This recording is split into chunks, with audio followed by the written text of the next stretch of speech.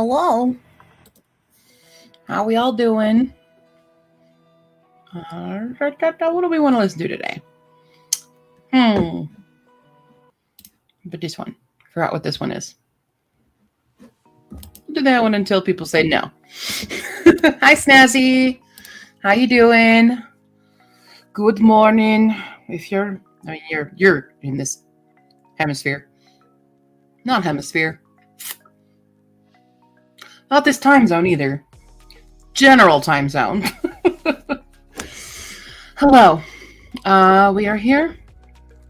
We have a lot of stuff to do. Normally this would have been, I believe, a craft stream, but we've got so much puppy prep and other things that it's like, this is just all day productivity. This is all day getting stuff done and making it work. That's what we're doing. So, yeah. A nice self-care morning. Solid. I did wake up a little early today out of, I don't know, habit. But I think I'm also like distressing because puppy is coming, and I need to get things ready. I set up this chair yesterday. It's my new chair. I don't know if I like it actually because I think my other one was taller. And so like, I can't. I lean back like this and it's weird. And I totally trust my construction of it because it was really, really annoying to put together last night. It was really quite frustrating. But we're going to get used to it. It's supposed to be one of those like for big and tall or whatever, but it's like shorter. Like I wanted to be able to sit with my legs crisscrossed on it, and it's actually not as long as it said it was, so I'm a little disappointed. But yeah, so I have this. We've got cleaning of puppy stuff to do. I'm going to sanitize everything today that I've gotten. I've got edits that I have to do, both video and book, both mine and not mine. We've got reading to do. I've got just a lot going on today. So we're here. And we're going to get as much done as possible. Yeah. That's what's up. That's what's up, fam. Should not. Okay. Anyway. So yeah. That's what's going on. You have anything that you have to get done today, Snazzy? I'm going to spin a wheel. And mute the wheel. Let's see what I'm working on first. Okay. I have to work on my calendars and the next live stream schedule. Not a big issue. We're gonna... Oh yeah, definitely need this calendar. It's pretty bare right now, so I definitely need to. I kind of fell off the wagon of doing my. Oh no, how many pens? All of my pens are dry. I need new pens. So very annoying. Oh, did my internet just glitch? Might have been glitching happening. How about just made me think I need to reorganize my office because I'm going to start taking classes again. But that's not today. Don't have the brain for that. I have to clean this desk up. It's quite atrocious. It's just very messy. There's a lot of stuff everywhere. And I need it to be fixed. And I need this other Discord I am to shh. Calm down. Yes. So yeah. That's what's going on. Yeah. Need to do general cleaning today. Look at the class to choose from. Yeah, I do have general cleaning to do.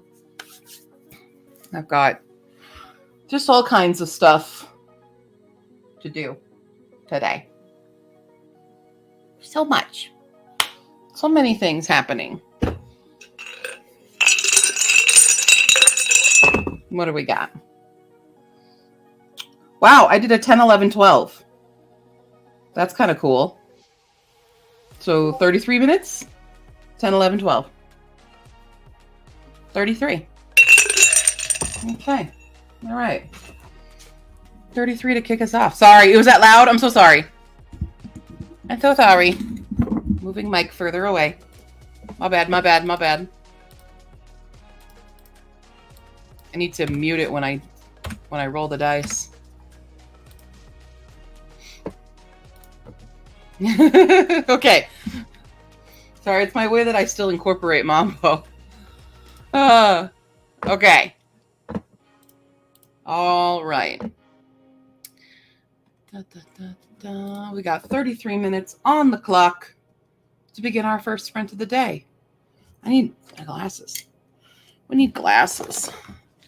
We need to wake up.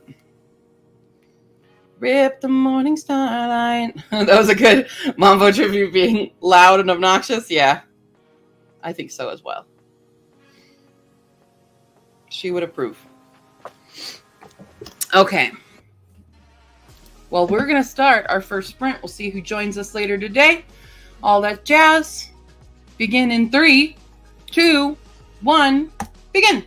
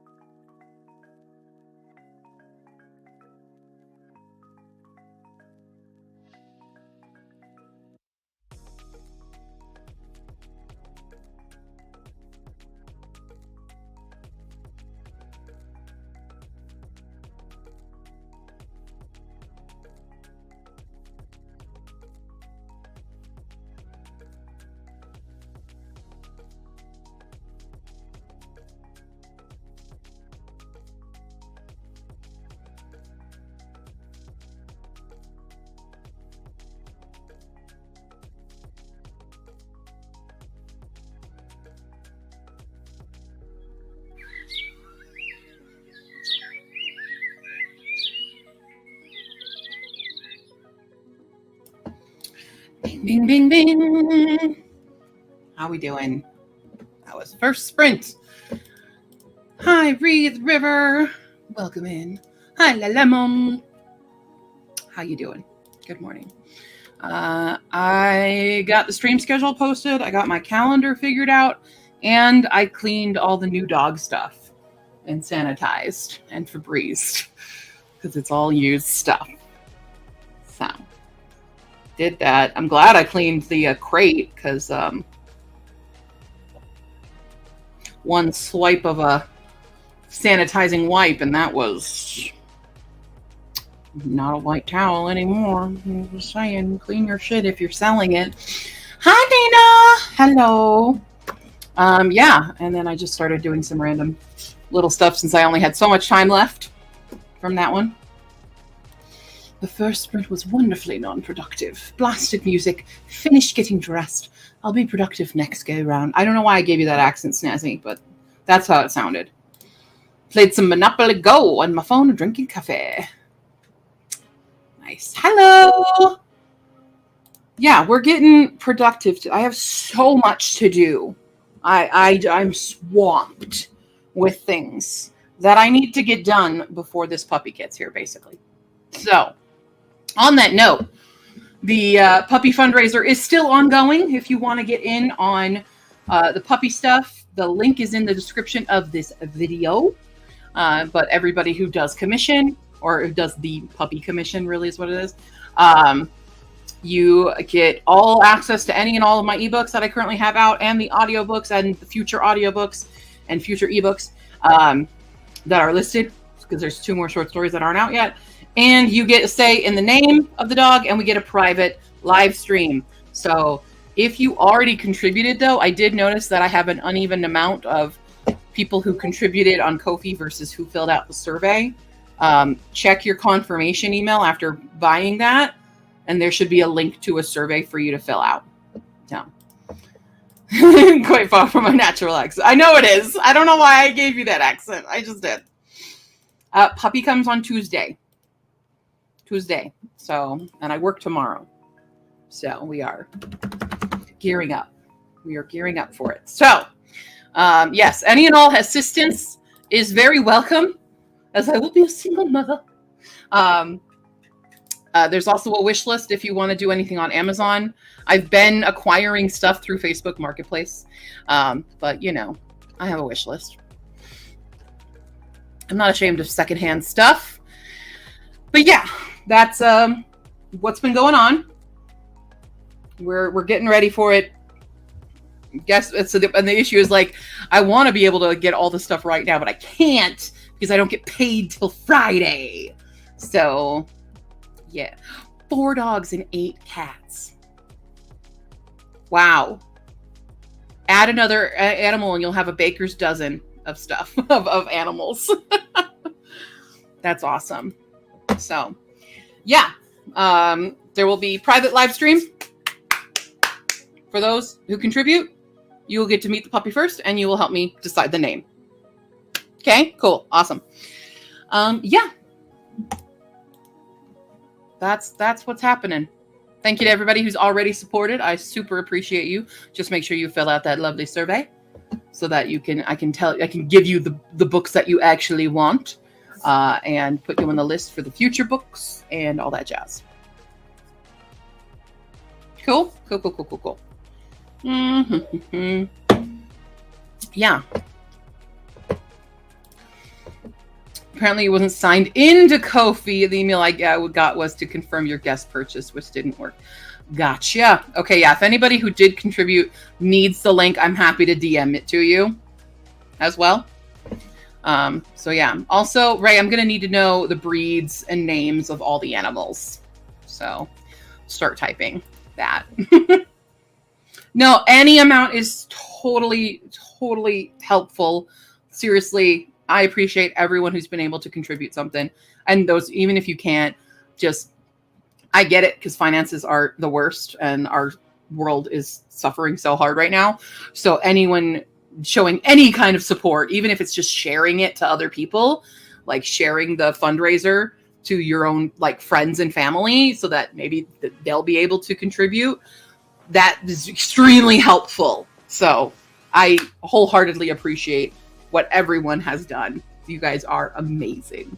So if I above all else understand the struggle with finances. So trust me, I get it.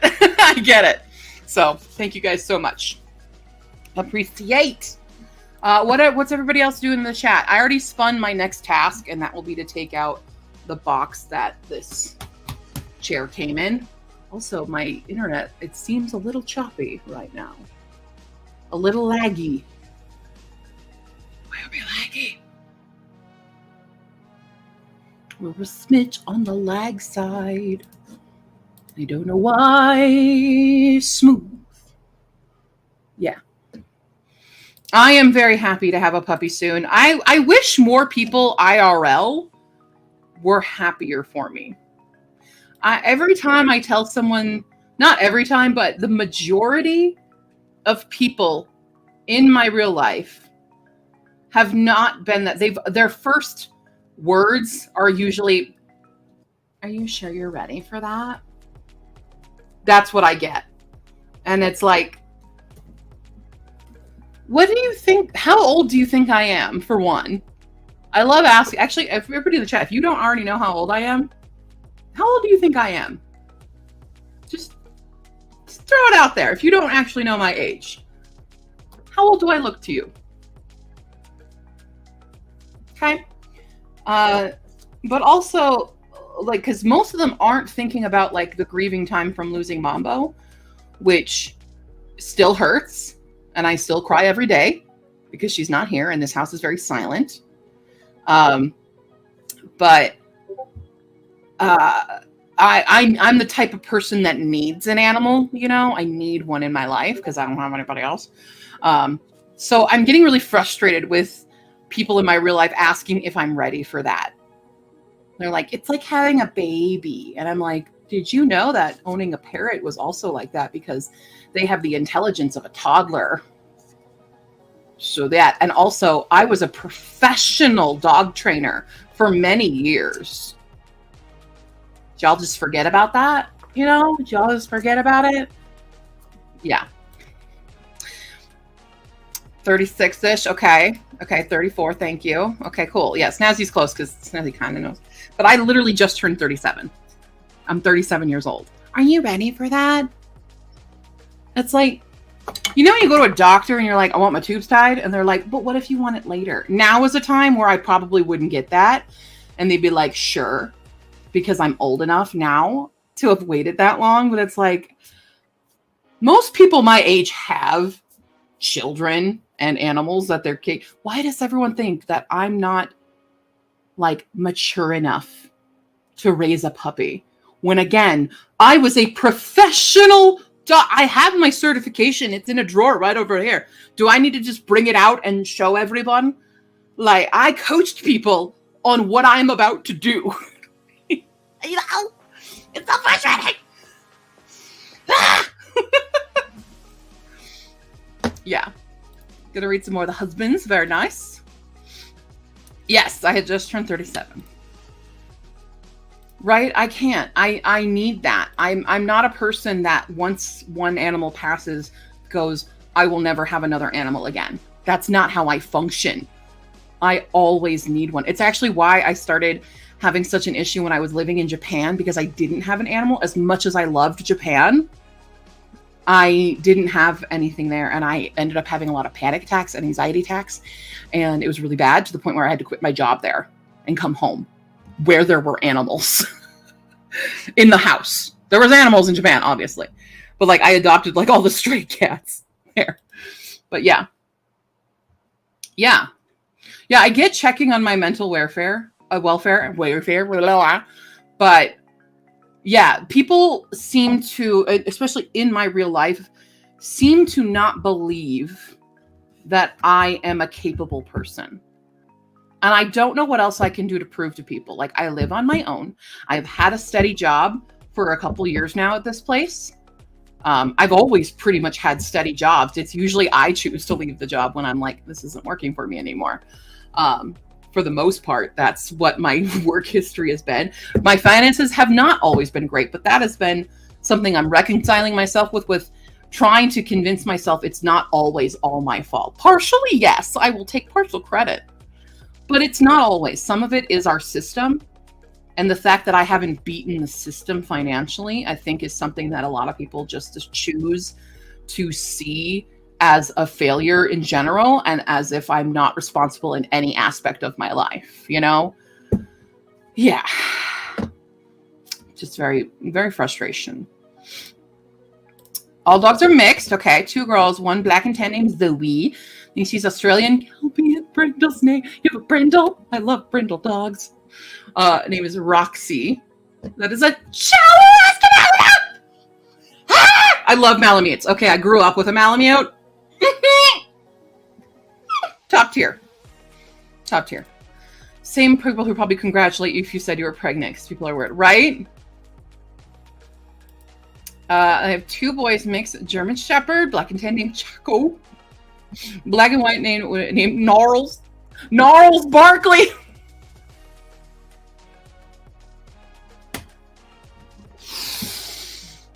I love them. Please let each and every one of them individually know how much I love them. And if you haven't already posted pictures in the Discord in the All the Pet Babies channel, please do so. You haven't done that already. I love dogs. I love dogs so much. I love most animals. I only don't like rabbits. Rabbits suck. I have trauma with rabbits. I would love to get a cat, but I am so allergic. I really wish I wasn't so allergic to cats. It's a problem. Yeah. I especially love Gnarls Barkley. I love dumb names for dogs. Funny names for dogs. That's why the temporary name for my puppy is Paul, but it's Pawl. So I love that style of stuff. Just FYI. So A+, Ray. A+. You get the A+. Snazzy, is this too loud if it's over here? Is that too loud? Let me know if it's too loud. I'm doing it far away from the camera. Okay. Is it 218s? 218s, so that's 36. 40 minutes! Where's Iris? Exactly 40 minutes. Someone call Iris. Everyone shake your hydration. Iris. Iris. We got a 40-minute. Summoning Iris. Summoning Iris. Summoning Iris. For those new, if I don't know if everybody, because there's a lot of new people here. Iris is the hydration queen. She deems when we hydrate. That is her job. Oh, I love hound dogs. The woo! Spirit of the Water Queen is with us in the room. There's so many types of dogs I love. I will say there are, like, I could do a dog ranking of how much I love certain breeds, and the ones that I like the least, even though I still love them because all doggos are good doggos, are some of the popular breeds. So guess my least favorite breeds. I probably have talked about this before on stream, so you probably already know. But I want to say my top 3 least favorite breeds, like breeds of dogs I likely would never get myself partially because of their popularity, but also because I know the breeds. Yeah, Corgi is one of them. Corgi is one of them. I will explain after the sprint, but everybody else can put in your guesses. My top 3 least favorite dog breeds. But they're very popular dog breeds. So I'll leave you with that. Also, the cats are 2 black girl cats named Sheba and Shawan. Gray cat named Dicky. Boy, orange cat. I love an orange cat named Creamy. He's Creamy Sickle. Saved him during the snowstorm like 4 years ago.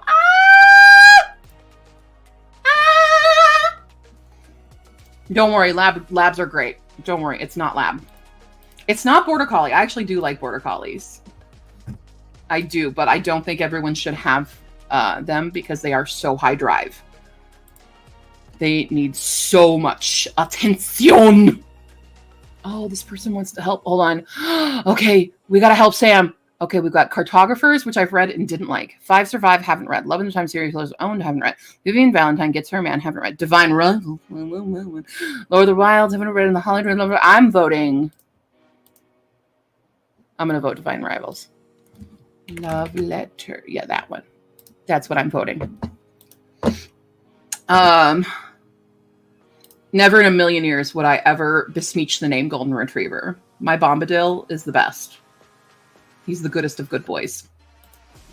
Also, Pi is half Chihuahua, so... My internet! What is happening? Are you guys cool? Am I okay on you guys' side? Because I'm getting a very choppy thing right now. I'm getting extreme choppiness on my end. So... Ding, ding, ding. Ding, ding, ding. That's one of them. Now you have to guess the third one. Ding, ding, ding, German Shepherd. I don't hate them. Remind you, I love all dogs. But yeah, okay. Okay, here, you got Chop Chop? Okay. It might be, now, my apartment every day has been losing power. We've had brownouts quite a lot. It is so hot here right now.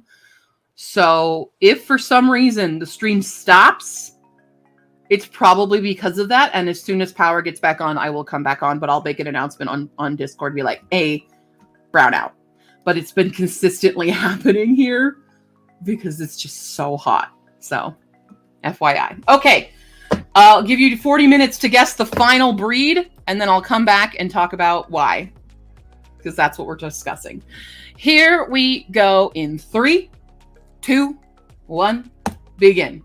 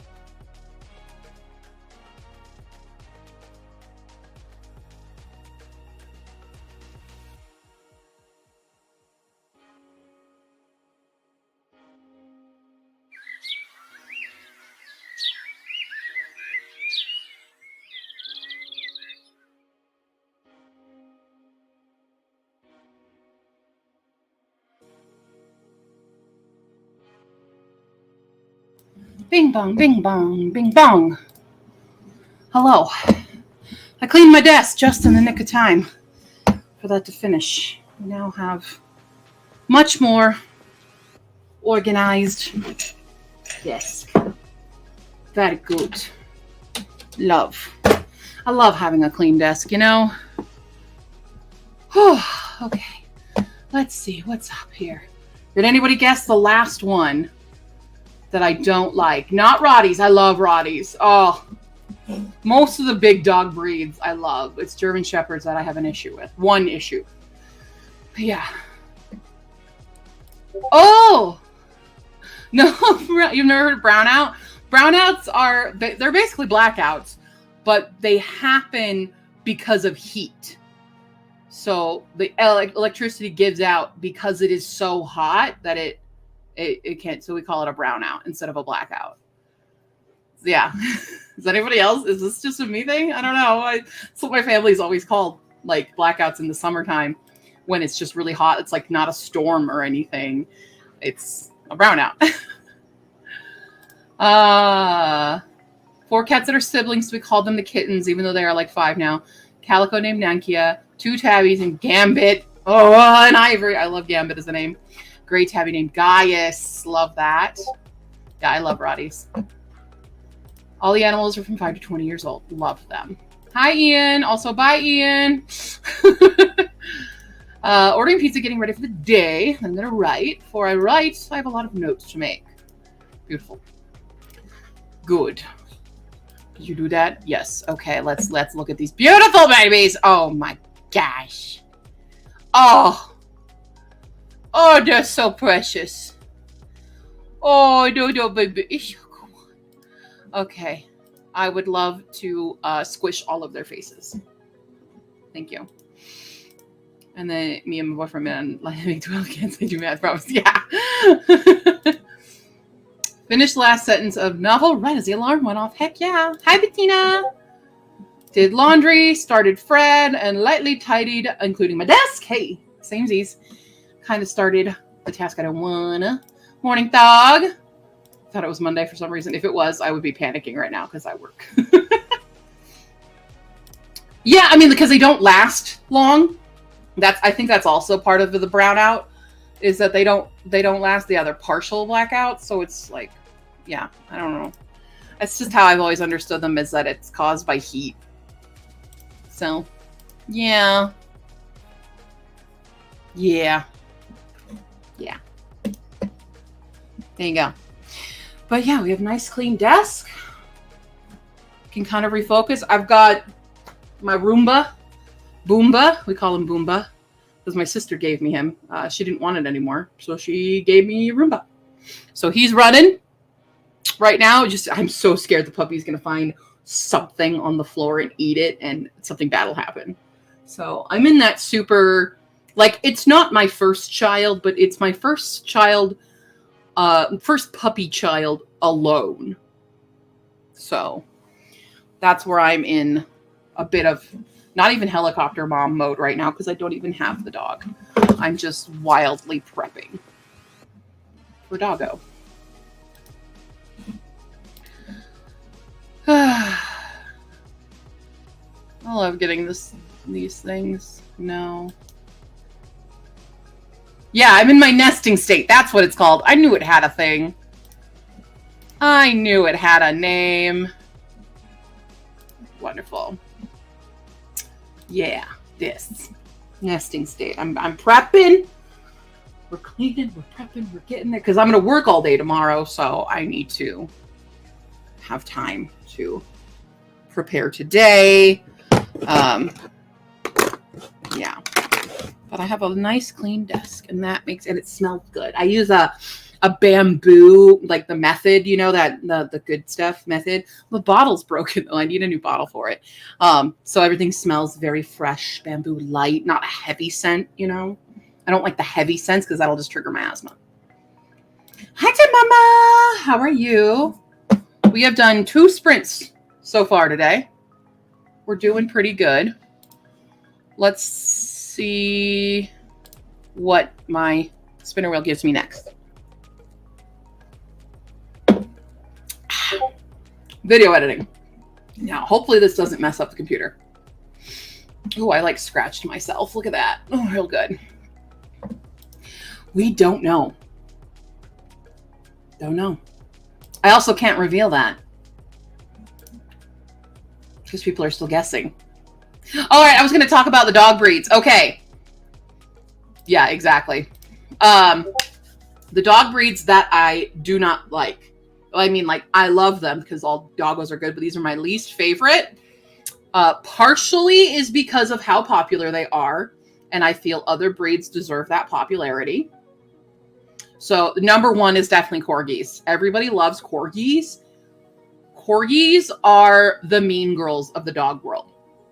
They are, most of these dogs, these least favorite three, have these same commonalities between them, which is why I don't like them very much, or as much as other dogs. And corgis, they're mean girls. They're judgmental. They are stubborn.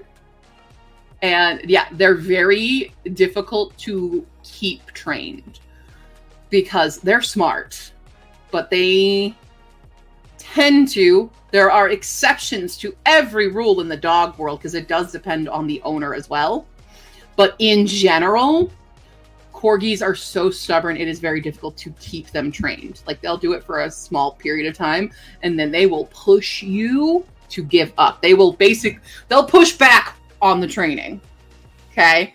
And once training's over, they will push those buttons to see if they can get away with the stuff. That's the essence of a corgi. The second one that you guys did not guess is a Shiba Inu. Same complaint. Everybody loves them so much. They're the Doge meme, you know, everybody loves Shibas. Shibas are, honestly, even more stubborn than corgis. They are extremely independent dogs. They're almost cat. So I should one day be like, I'll go through the dog breeds and tell you if they're actually a dog or if they're not. Because, yeah, they're the queen's dogs. Exactly. They know this, and so they know they can get away with stuff. But Shiba Inus are the same situation where they are so stubborn and they will bully you. They will actively bully you. And then it's German Shepherds. Now, German Shepherds are extremely smart. They are very good dogs. I do love them. My problem with them is they're so popular. And I had this teeny tiny, like, 90-pound old lady that I was training, and she got this German Shepherd shipped from Germany because she loves the breed so much, but she does not have the strength for it. So German Shepherds, and any big dog really, are people don't know what they're getting into. And German Shepherds, especially purebreds, are going to have so many problems with their joints. Like, German Shepherds, despite being police dogs, are so breakable. They're so fragile. And I love them. They're so fluffy and good. We do love them. But a lot of people do not understand. It's like when people get Huskies. They do not understand how much drive these dogs have. So, and like German Shepherds are, they take the mantle as like the working dog and like the dog for the job. But Belgian Malinois far exceed them in capabilities. Belgian, like, there's the joke about how Belgian Malinois are the Marines, whereas German Shepherds are cops kind of situation. And it's so true. So I wish there was more love for Belgian Malinois doing the dirty jobs versus the German Shepherds, which tend to take all the credit. That's my hot take. Everyone unsubscribes. Roxy acts like a cat or personality. Yeah, for sure. 14% into Paradise 1, otherwise known as Chapter 18 of 170. But they're short chapters. Short chapters. You got this. I believe in you, Tamama. I can't wait for you to meet Rapscallion, because I don't think you've met Rapscallion yet. Yeah. I wholeheartedly, mixed breeds are superior to purebreds. And that is also a health thing. The more purebred you do, the higher chance of health issues with the dogs. Just FYI. That's it. Mixing, it's genetic diversity, keeps your dogs healthier. So, FYI. We can talk dog stuff. Like, get me back in dog trainer mode. I will answer any of your dog training questions right here, right now. Go. It's like a little pop quiz for myself to see what I used to train people, because it's been several years since I've held like an actual training class. I've done private, like for friends and stuff, but Roomba. Boomba! I'm calling my Roomba. I don't hear him. I've also gendered him, apparently. Where's my Boomba? Where'd you get stuck? Yeah, you got stuck.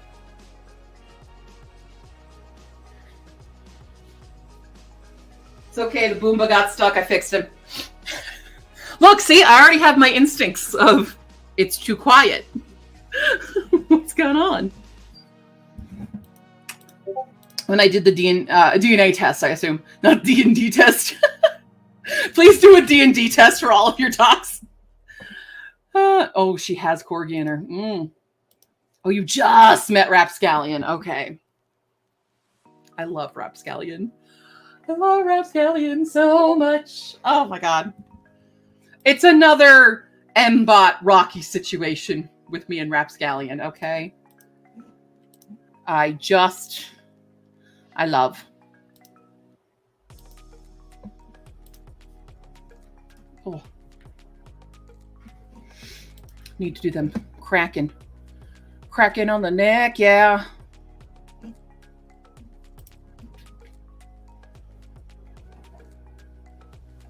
Boom. Also, I read Tomorrow and Tomorrow and Tomorrow, everybody. I finally read that book. I didn't like it very much. Shh. Don't tell the internet. Don't tell them. All right. Video editing for 37 minutes. 37.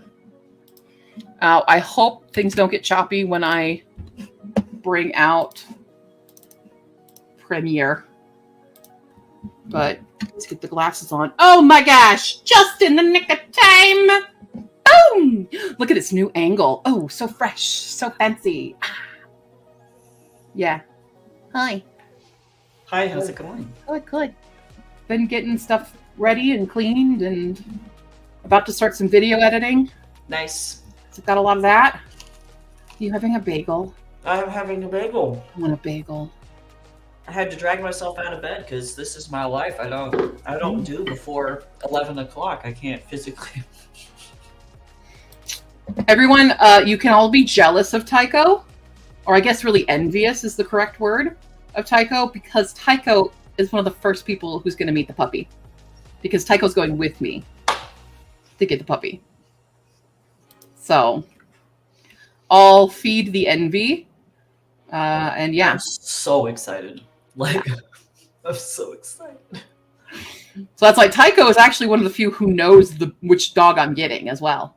I won't spill the secret. Don't spill the secret. I won't.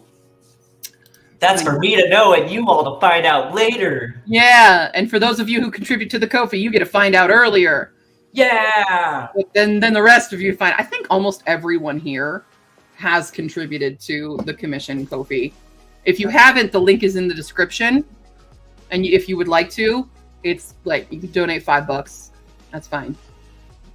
You know, $5 is a cheap cheap bag of treats for the puppy, basically. That's nice. Yeah. So you can also go onto the wish list for the pupper and buy some stupid shit that I've put on that for funsies. It's like the best stupid shit, though. Like, if he doesn't get his little Hamilton cape, I'm gonna riot. Yeah. I mean, that's gonna happen. If nobody buys it for me first, that's like the first thing I'm buying with my paycheck. It's so good. Yes. It's so good. It's gonna happen. Because I got it. I'm gonna have to train this dog to wear clothes. Because you bet your bottom dollar my dog is going to have a wardrobe. That's what we used to do when I had Rufus. Rufus loved dressing up. That's so cute. He would pick his like daily bandana. You'd hold a bunch like between your fingers and dangle them. And he would pick which one of the day he wanted to wear. That's good. That's Rufus pretty good. had a Luke. And that was my Bichon. I used to have a Bichon. It was actually my second Bichon because the first dog I ever had was a Bichon when I was a baby. And that was Sugar. And I got Sugar when I was a year old. And she was brand new puppy, so she was a year younger than me. And I grew up with that dog. So yeah. And then I got Rufus right before I left for Japan because he was my present to my mom for making her an empty nester, basically. Gotcha. But then he bonded with my dad. And he became the Ace Hardware dog of 104th and Federal. So if you've ever been to that Ace Hardware, Rufus was at one point the kind of mascot of that Ace Hardware. He had his own Ace vest and a greeting station. And if you said, Wow. Rufus, where are the wrenches? He would take you down to the aisle where the wrenches were. That's so great. Incredibly smart dog. In other words, the best. Yeah. So, FYI, I have trained working dogs before. And yet, everyone, are you ready for a pup? I trained Rufus! Before I was even a dog trainer, I had Rufus. I became a dog trainer later. That's with Lucy. Lucy's my training dog. Snazzy is a jellyfish. Yes. Gotta teach people how to swim. Don't let them drown. Yeah, don't do that. That's bad. You're good, boo. I have my Boomba going. And he's making a noise. Yeah. My cat is having allergies back there, and so he's just like violently Ooh, sneezing. good question. What ways did help choose which one I would go with? What helped choose is, number one, I had to call and see who was actually available because sometimes the websites don't update fast enough. That was number one. Number two was my lifestyle. Now, granted, both of these dogs have very similar temperaments. They both, on their descriptions, it says that they like to play and have fun, but also really love having a chill nap time, which is me. I have bursts of energy, and then I'm like, okay, I'm done for a bit. And I needed a dog that reflected that. Those were really what I was looking at. And that's why it narrowed down to these, because there originally were 6 dogs I was looking at. And that's what narrowed it down to the 2. What narrowed it down to the 1 was my living situation. And all the capabilities for that dog in this space here and my location. That's your hints. Both dogs work for these answers, though. That's the issue. Oh, Zoe and Roxy, your first dogs to own. They're both 11. I love them so much. I love doggos. This is going to be a heavy doggo stream for anybody who is like, I don't want to talk about doggos. Too bad. You can leave. But this is going to be a doggo stream because we're raising the fund. This is the official fundraiser stream, even though most of you have already contributed, and I appreciate all of you so much. But if anyone wants to continue or, contribute again or whatever, I'm like, what else can I do for people? Like, what else can I make you? Like, if you donate $25, I will make you a bookmark, I don't know, because it takes time and effort to make that. I don't know. What do you guys think? Should I do extra stuff for stuff? I don't know. Have them since a puppy. I love it. I will always, every day, talk about any animal except for rabbits. Happy to talk about anybody else. Don't bring up a rabbit. That's the rule. So, Tego, what are you doing today? I don't know. I need to work on getting a new book trailer for King of Dust ready. Okay. And I had a really bad one from forever ago, so now I have animated sprites and things like that I can fix, so I'm probably going to be doing that today. Mhm. I also need to do school, which is gross, but That is gross. it's a lot of like me reading stuff, and actually I do have to do I need to finish up a screenplay, so that's going to be most of today, I think, is screaming, which is actually, it's really not that bad. It's like a 30-minute short, and I'm already a third of the way through it because the teacher's like, only do one act at a time, and I'm like, no, I'm just going to go and finish this, thank you, and if you want to table read it with me, then we can do that later. Done. Sold. He likes my outline though, so it's like, Good. I know that I don't have any plot holes or anything. Other students are struggling, and I'm like, I'm sorry, guys, don't have plot holes. I'm sorry. You know how to write. You know how to fill in the horse. Yeah, most of them, unfortunately, are all directing students, and they're like, I just want to point the camera. I don't know what this is. And I'm like, yeah, clearly. No. Are They're you like, good? I want an epic Game of Thrones fantasy saga in 30 minutes. And I'm like, I don't know how to tell you that that's not going to happen. Wow. Yeah, no. It's just, it's not going to happen. No, that's not happening. Well done. Are you good? Do you hear it? Do you hear the boomba? No, but I am imagining it struggling. I'm hearing this like you know, like when you vacuum up a string, Oh, yeah. it's making that kind of noise. Which easily it could be thread, but True, and it just ate it, and now it's suffering, and Yeah. that's, you know. I mean, he's still going. He's still having a time. What's up, buddy? Are you coming to say hi? Hello, little baby. I already imprinted on my robot vacuum. It's because it's I've had the him for a best. week. I love that for you. My sister didn't want him anymore. You know, I was not going to put this one in a shelter. Okay, yeah, Goodwill. Well, especially if they still have a life. Like, Yeah, perfectly fine. It's just that my sister has Steed, and the amount of cat hair and it didn't. No. Good to know.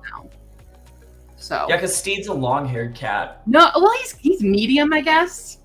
He's a medium, I gotcha. but I yeah. gotcha. Yeah, Fred is your best friend. Love that. Yeah, I call mine Boomba. Because we have Bombadil as well. And then we have the Boomba. I had the saddest moment yesterday, though, when I went to walk Bombadil. So I drove up to Fort Collins to go see my sister because she was out of town, and she's like, can you come walk Bombadil? And my nephew was there, and my brother-in-law's mom was taking care of nephew while I took care of Bomba. And I told him that I was getting a puppy, and he went, because your birdie died? And I'm like, yeah, Mambo passed away, buddy. And he was really sad because he loved Mambo. I used to send him Mambo videos all the time. So I guess my sister already had that conversation. I didn't know if she told him or not. I'm glad that she did, though, because I feel like some parents dance around the topic of death with their kids. And it's like, yo, at some point they're going to find out and they're going to be devastated because you didn't tell them. So... No, my nephew is surprisingly, not surprisingly, his dad is a therapist. So they are very good about communicating emotions and things. My nephew is a very well-adjusted child. That's good. He knows how to communicate his emotions. He still has tantrums and stuff because he's 3. But yeah. He's very well normal. adjusted and will communicate. He's good about saying stop when he doesn't want stuff, and you're expected to respect that space. Yeah, that's nice. Very safe space. He's going to be too well adjusted at this point. He's going to be the therapy friend to all of his friends. That's how it's going to happen. He's going to be like, you guys are all messed up. What's going on? So he's very intelligent, but that broke my heart a little bit because we were playing and having fun, and then he got he got so quiet and so emotional. I was like, oh, shoot, buddy. Yeah. But then he played Sack of Potatoes. So that was the thing. That's our game now, apparently. We invented it last time where basically I toss him around like a sack of potatoes because he is, in fact, a sack of potatoes. And he remembered it. And so he's like, can we play the Sack of Potatoes game?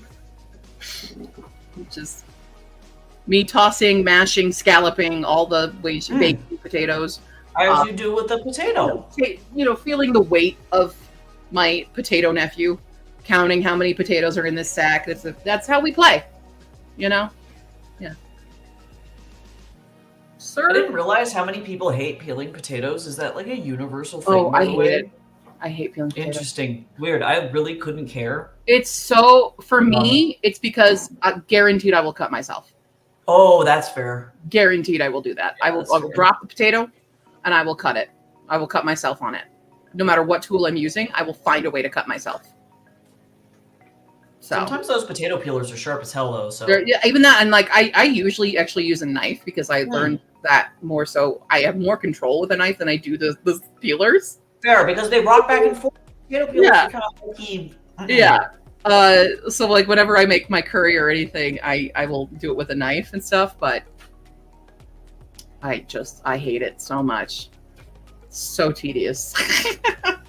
Good, I'm glad everyone also agrees. I'll just eat it with the skin on. I'm like, that's where all the nutrients are or something. That's what my grandma said anyway, so that's true. I believe my grandma. I do that when I make curry. I usually actually get the little baby potatoes. Oh yeah, and like cut them in half or something. Oh yeah. Yeah. That's the way. That's the way. All right, well, we're going to do a 37-minute sprint this round. Sounds good. Let's see if I can get this trailer done. Let's go. Let's go. You can go, I guess. Woo! All right, here we are. Oh, good. Lala also uses a knife. Thank you, because people are like, why are you using a knife? Why aren't you using a potato peeler? Every time they see me peeling potatoes, and I'm like, shut the up. Let's say, what happens if you don't have a peeler? Yeah. What are you going to do then? Also, peelers suck. They suck. You don't have as much control. True. All right, here we go. In 3, 2, 1, begin.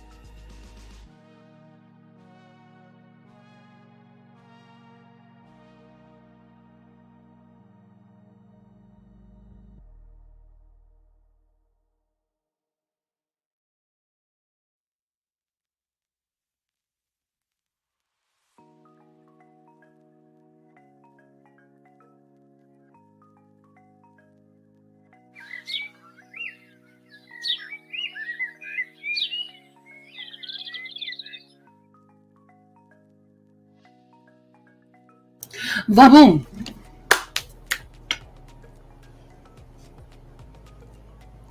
How we do?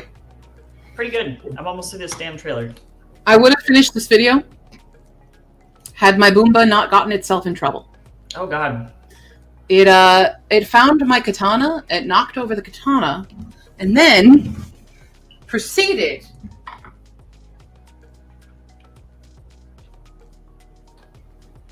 to start shredding. You're like, no, stop. No, don't do that. And undid all this and was getting it wrapped around its wheels, so I had to do some surgery on the katana and on the Boopa. Well, at least it's alive. Yeah. It tried to pull a brave little toaster. It did. It did. So, yeah, had that happen.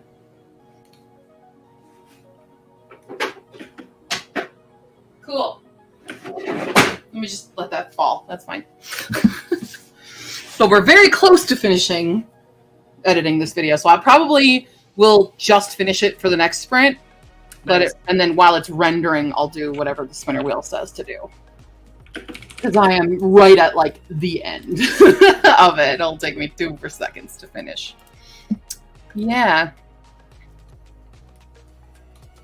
Yeah. All right, let's see. Also, getting a lot of spam on Twitch today. Super fun. Her kid, I failed reading a 500-page book in a day. Tried so hard. I believe in you. It's okay. Now you've experienced the process of it once, so you can better prepare yourself for next time. It's rough. Yep. Morning, Jess. Hi. Yes. Hello, Sue. Reading Jingle in July. That sounds fun. Holiday books. All right, bye, Snazzy. Bye. So yeah, I'm editing the August TBR video, so this is what will be up for Ko-fi subscribers. So everybody who did do the commissions, you guys are gonna get it. Yeah. Oh no, they're back in stock now. Hi, T-Leaf. They're currently back in stock. I have some copies left, so you can in fact get a physical copy, but I did restock, so we're good. I mean, I still have like maybe 8 left. But I set those aside for Ko-fi. So I have Ko-fi copies available. Yay! Yay! Yeah, if it says sold out, then it'll say it. Like, I'll update the Ko-fi when it is. Actually, it's tracking the inventory of it now. So if it says it's available now on Ko-fi, it is available. Nice. Yeah. Love it. And yeah. But if you do the puppy commission, you get that ebook for free. So, if you want the ebook copy for free, do a puppy commission, puppy fund commission, which is minimum $5, and you can have literally my entire library of work for free, including the 2 pending short stories that aren't finished yet, or they're finished but not released yet, and future audiobooks for Ashport Archives. Woo! You'll get all those. That's in my commission promise, because raising a puppy is going to be fun, but expensive. True. But yeah. I like that I was scrolling through, so now all of my like targeted ads and stuff are all puppy related, because that's what we're talking about. And one of the videos is like, people ask me, what's the first thing you need to get for a new puppy? And I was like, what do they say is the first thing? And they're like, pet insurance. And I'm like, that's what I did! Yeah, you gotta. I already knew! Boom! So, that was... Well, joke's on you, I'm actually the best. I actually know exactly what I'm doing. Yeah.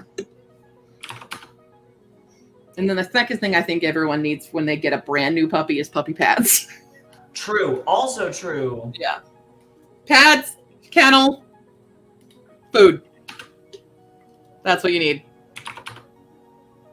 Standard things. And I don't actually have the puppy's food yet, because I want to see what they're giving me and how much they're giving me. Oh yeah, you never know. But yeah.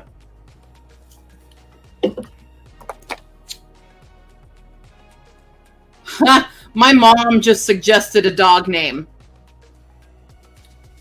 She said the dog's name should be Typo. Typo? Yeah. Rude. Wow. Typo. And Hala just saw, I sent this picture to Hala 3 days ago. Of me with the puppy sling and putting Wiggly in the sling to test it out. She just saw that.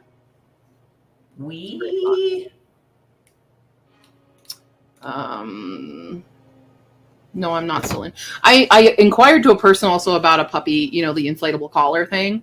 And I'm like, what size is it? And she's like, it fits all sizes. And I'm like, no, they do not. Yeah, lies. Bullshit. Not that kind. That kind of liar pants. Yeah. You know the range of dogs? No, that's not good. Especially I need it super small for a 2-month-old puppy. Regardless of breed in that sense, 2-month-old puppy gonna be small. Whoops, 4 minutes behind stream. You back? It's cool. Yeah. So, yeah, I have a puppy sling, and I have a bunch of other stupid stuff on the Amazon wish list. If you guys want to see, here's a refresh for everybody. This is what's on the wish list right now. These are obviously the most important things that we need for the doggo. But we have some dumb things, and we have some things we'll actually need, like an actual cleaner, and, you know, this is a long lead for training, some puppy mats. This is some fun foods to entertain them while, if I have to leave the house or something, you know, sofa covers, waterproof sofa covers, multivitamin. That one's going to be important because they're neutering the dog. Tomorrow they're neutering the dog, and I don't want them to do that, but they're going to do it anyway. It's too early. It's far too early. But whatever, it's fine. Puppy wipes and pills and things and good things for puppy. Good things for pup. I need one of these babies for the correct size, and that's the correct size if you buy it for me. These are like, some things are like actual necessities, and other things are silly, fun, dumb things. So that link is in the description. Should you decide to, should you wish to give me a baby, like literally, I've had the suggestion to do a puppy baby shower, basically. Yes. So I don't know if that's something people actually want to do, or if it would be too much. Especially because, like, I think the only people that would be able to physically come, it would be you and Jace, Lena, Sammy, maybe Ian. Okay, so in other words, But like, I don't think my mom would come, but my sisters probably would not come for this or anything. I don't know. They wouldn't be able to like contribute to the puppy shower. We might just have a puppy party just to celebrate puppy, not an actual shower, but just like, here, everyone come meet the puppy day. You know. Iris, you're finally here. We were summoning you. Yes. We were waiting. I got a perfect 40 before. Hydrate, hydrate, hydrate. There we go. Beautiful. But yeah. Just your quick reminders to the links in the description, the wish list, and the commission, where you can get the stuff. You can get stuff. Yeah. Yeah. I'm fine. Normal person right here. Cool. You don't think the summoning works anymore? It's truly sad. We were really working on it. We need to up our game, apparently. Clearly. Summoning. We have to do this summoning clearly, you know, Huckle, Flicklotep, Tanoi, Caraxis, Nibble and FM, Wagog, Garaf. And then you summon them. Yep. Do you think that would work if I did that, and I could summon the Lords in Black to just give me all the money to support this dog? I mean, it's worth a shot. What do you think Wiggly and them would ask for? What do you think would be the thing?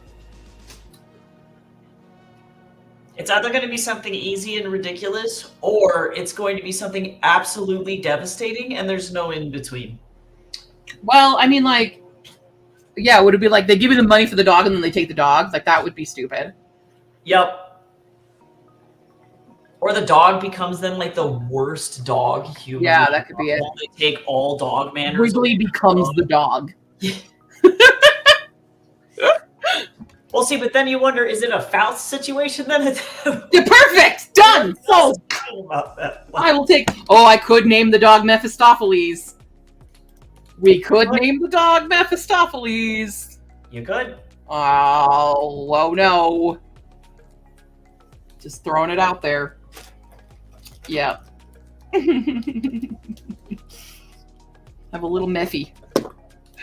Me Mephistopheles. Oh, well, there never was there ever a dog so menacing as Mephistopheles. There we go. True. Magical Mr. Mephistopheles. Bam, ba-dam, bam. He's quiet, he's small, he is a color. And he will chew on all of your stuff. I can do a whole parody of Mephistopheles. You could do it. Easily. Any cat song I can do a parody of. Any of those. I love it. What if I name the dog one of the names from Cats? Is that allowed? Here's the Rum Tum Tugger, but it's a dog. But it's a dog. Monkistrap. There's a lot. If I ever did get cat, I by obligation, whatever the cat looked like, I would name after the cat in the musical Cats. But not the shitty movie. We don't talk about that. That doesn't exist. Well, that's not real. That's not real. It's not real. Original cast, Jonathan Partridge. Correct. Rum Tum Tugger. That one. That one. That's the correct one. Yeah. Although that's not the original cast, but that's the...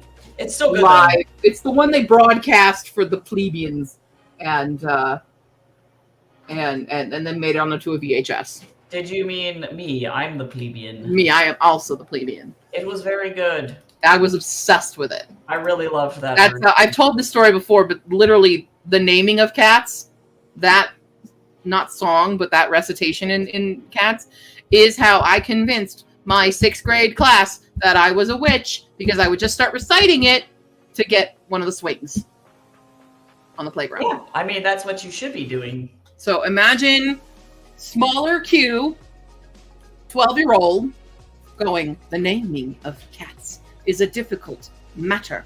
It isn't just one of your holiday games. You may think at first I'm as mad as a hatter when I tell you a cat must have 3 different names. First of all, there's the names that the family use daily. Yeah. Good. And I'm slowly creeping in on you while you're just trying to have a fun time swinging. Mm-mm. And then you have to jump, and then I get your swing. So that started the rumor that I was a witch. And this is how I related to Talia in Humane Society for Creatures and Cryptids. Talia is me, ages 11 to 18. Just FYI. Talia's entire personality is just me in primary education. I mean, yes. Yeah. As it should be. There you go. As it should be.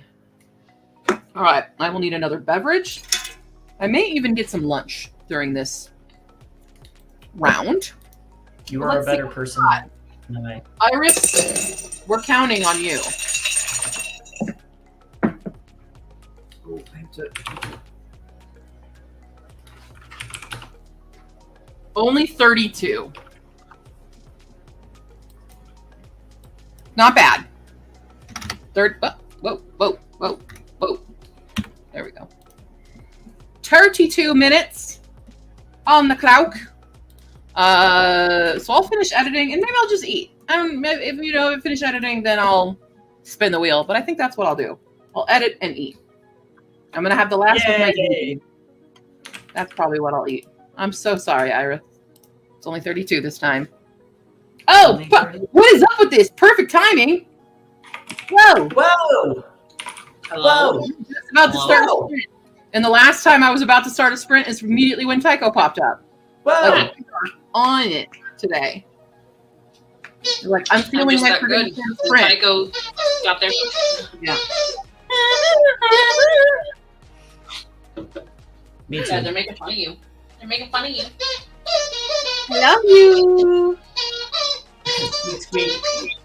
Hydrate for Hala. I have to go get a drink glass. I finished my alarm. I'm so bad. I'm drinking coffee. Don't tell anyone. That's There okay. you go. Wait till it's Hydration just counts for putting any liquid in your body right now. Good. Excellent. We'll take it. Cool. Hi to Mama. Hi Irish. Hi Thug. There's 6 more people. Hello. Hello. Leaf. Snazzy. Sue. Hello. We got a lot here today. Yeah, everybody's saying Oh. that's cool. We're getting stuff done. Yeah. I have already Ready to start. I've got my new chair. Here's my new chair. Notice Looks the very lack comfy. of interior holes. fuzz. Oh no. Yeah, you're lack of right. holes. Oh no. It's. Gosh darn it. It's also me. It's also me today, by the way. It's also me. I mean, but both of you lagged for me, so it's me. Oh, okay. I've also been having a bit of an internet kerfuffle today. Before you even got on. Yeah. Can't do anything. The internet's just there. Oh no, battery. Oh no. Look, good, because I have wine. Nice. Oh, the third breed Q that I Q would not have, Deborah, was Shiba Inu. We were listing my least favorite dog breeds, and Okay. while I love all dogs, these were my least favorite to like train and to handle and deal with the parents of, and that was Corgi, Shiba, German Shepherd. True. Those are my bottom 3. Okay. Yeah. Iris has heard kerfuffle so much today. Really? I love that word. I love kerfuffle. It's one of my favorite words. What a kerfuffle. Yeah. It's mostly because in my, elderly age now, I've decided to become Marilla Cuthbert. And she says a lot of Marilla lines are the best lines in the book. And she also uses kerfuffle a lot. And yeah, so my goal is to one day just be Marilla Cuthbert. I don't have a brother though, which kind of is unfortunate. So I'm going to have to find a brother. Find a brother. Yeah. So that we can live together and then adopt a young redheaded child who I will not want, which is accurate, and then grow to love. So that's the current trajectory That's the vibe, huh? of my life. Okay. Yeah. All right. Before we do the sprint, I do have a question. Yes. Should I give him silvery eyes? It's his buzzword, by the way. Silvery eyes or darker blue eyes? Silver. Silvery. I say silver. I love the silver against purple. Because that's purple, yeah. I think it's a purple, lavendery purple. Yeah. I love that color combo. So yeah, my vote is Easy. silver. Easy. La Lemon also says silver, so I'm backed up now. All right. I will give him eyeballs then for the first. Yay! We love eyeballs. Yes. Of eyeballs. Yay! Yeah. Just do it. How? Well, we're gonna do a 32-minute sprint. I'm finishing editing my August TBR, and I'm gonna eat some lunch. Going to finish eating my leftover ziti that I have, Ziti! and Well, yeah, we'll do. that's what we're doing. All right. I did manage to finish all of the audiobooks on my my July TBR. I just have, 3 ebooks. Ebooks. And a lot of video edits. Yeah. But for the bookish side of things, I'm probably failing this month's TBR. I mean, it's gonna be rough moving forward. I failed last month technically too. Well, I didn't fail the official TBR, but I failed in finishing all the Brady books. Bum bum. There's one left. I have one It's left. okay. I cursed you. I'm gonna do it, and then I still have Ian's commission to read Providence Girls as well to finish, and then I have for July. I also was gonna do. I failed in my arcs, which I list on the TBR, and I failed in my Herkia challenge that I picked, which is to read all the lowest rateds. Mm-hmm. I have not read a single one, but I will read Counterweight at some point. I don't know if I'm going to do any audiobooking today, just because my brain is so hyper focused on everything else.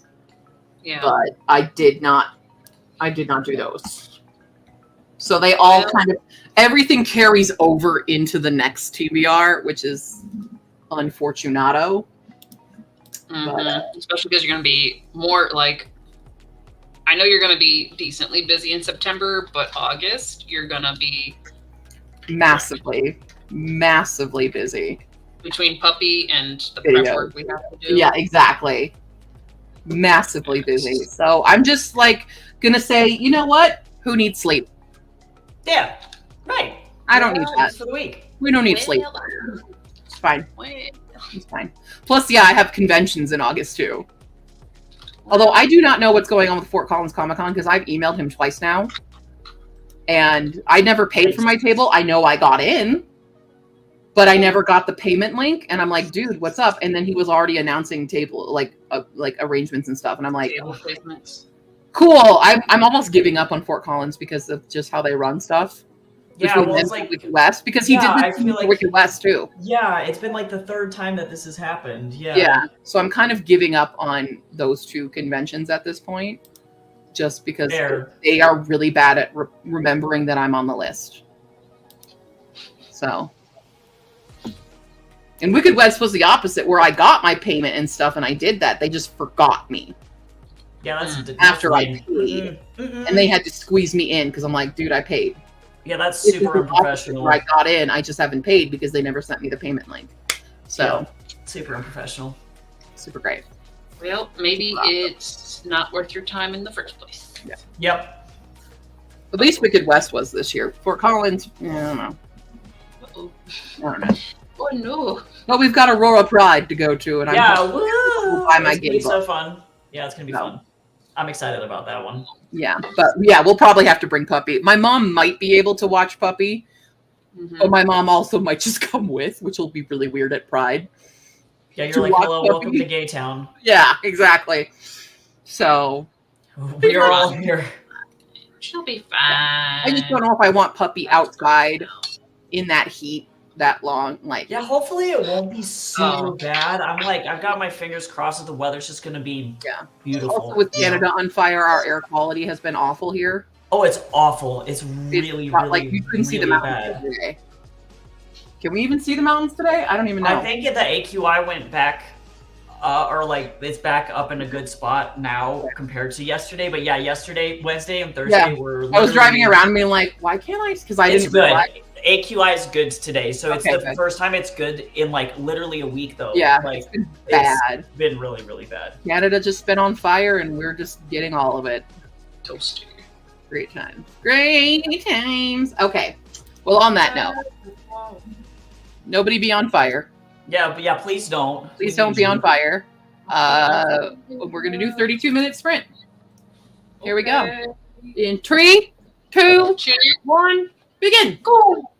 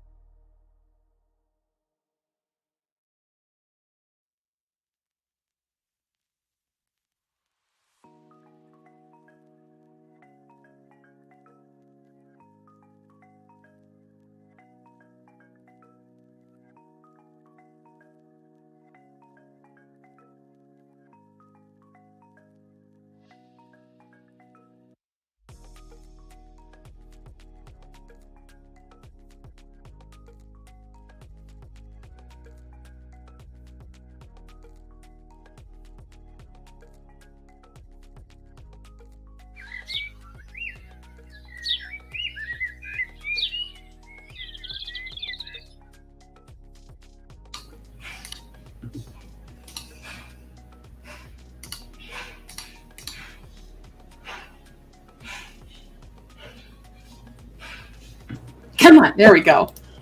I'm rendering the video, so things might get real choppy. Just FYI. Okay. Yeah. I was over here enjoying someone trying to speed run Korean on Duolingo. Gotcha. Because I've That been sounds terrifying.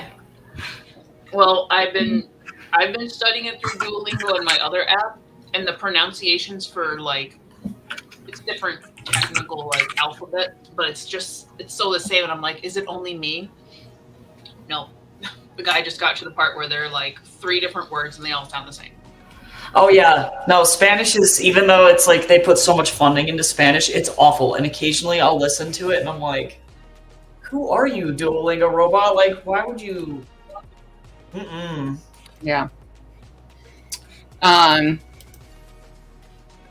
Sorry, there's been a lot of comments in here. Sleep is for those who can't handle a coffee addiction. Well, I mean, I don't have a coffee addiction. I do like my caffeine, just not coffee. Deborah, I think maybe Deborah was going backwards and watching some of the older conversations since they're talking about nesting, because yeah, that's what I'm doing. I am currently in nesting mode. Mama hit 25% in Paradise 1, hell yeah. Woo! Nina is back after a little nap. Lovely. Yeah, switch over. I sent it to you on Discord. So I replied to your Discord with the link. So you need to go into your direct messages. I can see it. It's there. That's where I sent you the link for the survey. Yes.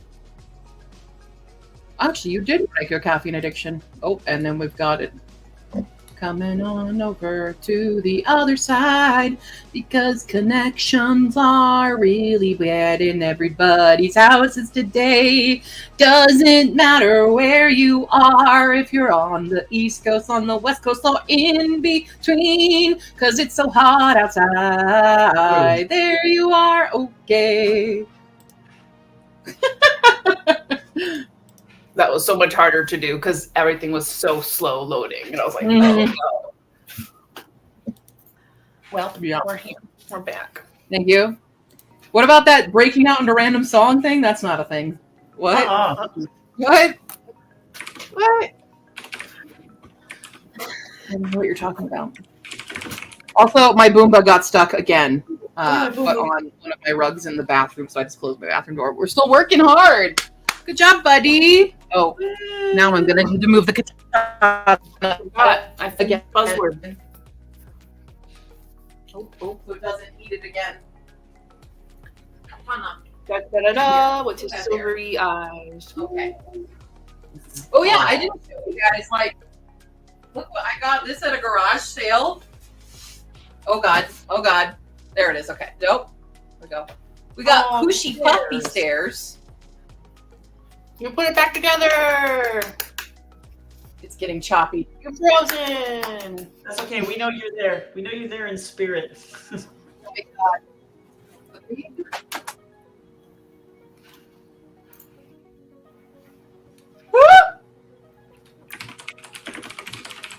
Peter, I believe in you. I believe you can. Something. Cushy, Big pushy pillow. cushy bed.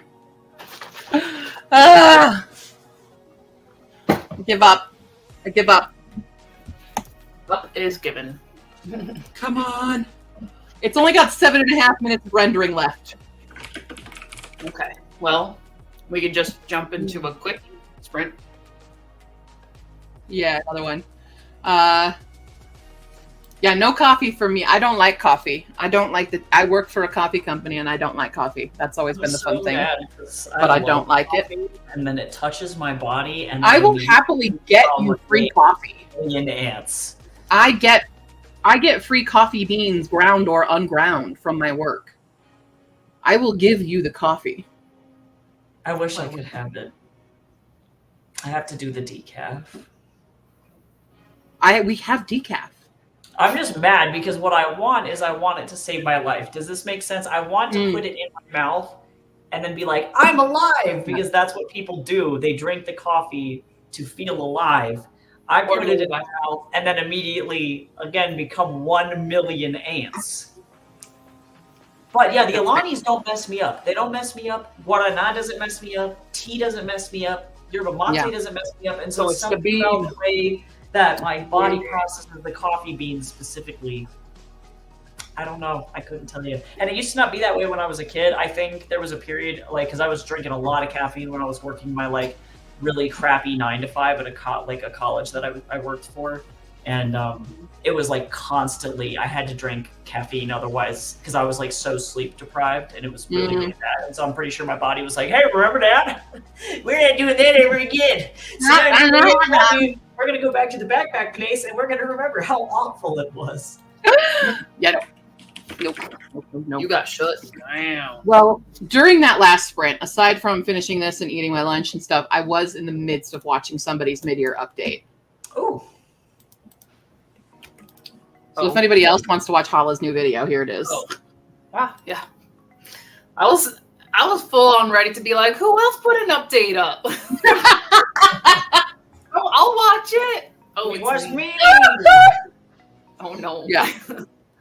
There's Hala's update. Fun. I just saw the part about the Twisted Tales and the other one we're getting and stuff, and the other one that was released in Australia and UK before us.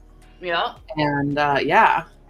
And I feel cheated and lied to. Yeah. There's still, that's 3 that they have that we don't, and this is really could spark the next World War. I mean, and I'm not exaggerating. The Atlantic War. Yeah. The Atlantic War. We're gonna have to start throwing things in the harbor again, guys. I'm just saying. Oh, more. Yeah. Oh, I love it when he gives me a super weird error where it's like, hey, your book interior only has 1 page. And I'm like, it does not. And you are a lying liar pants who lies. Like, that's a nice try, KDP. The big lie. No, that's not correct. Yeah. Yeah. Yeah, Deborah, absolutely no Easter Bunny. No, thank you. That's a hard pass. From me. If anyone's I don't know if you both witnessed, oh my god, video edit again. So I just move on to the next video. I guess that's what I'm doing next sprint. I've got a lot to edit. Yeah, if anyone, I don't know if you've both witnessed me when, like, there's been, like, people in the bunny suits during Easter time. I do not do well. That's so, like, it's a whole, like, I don't even have an issue with the Easter Bunny in general. Like, I don't have issues with bunnies, and I hate the Easter Bunny suit people. So, like, I feel like they're just awful in general. Like, who decided that it was going to be a thing? Like, I don't know if you've seen me around bunnies. Like, I'll shriek when I see an actual rabbit outside.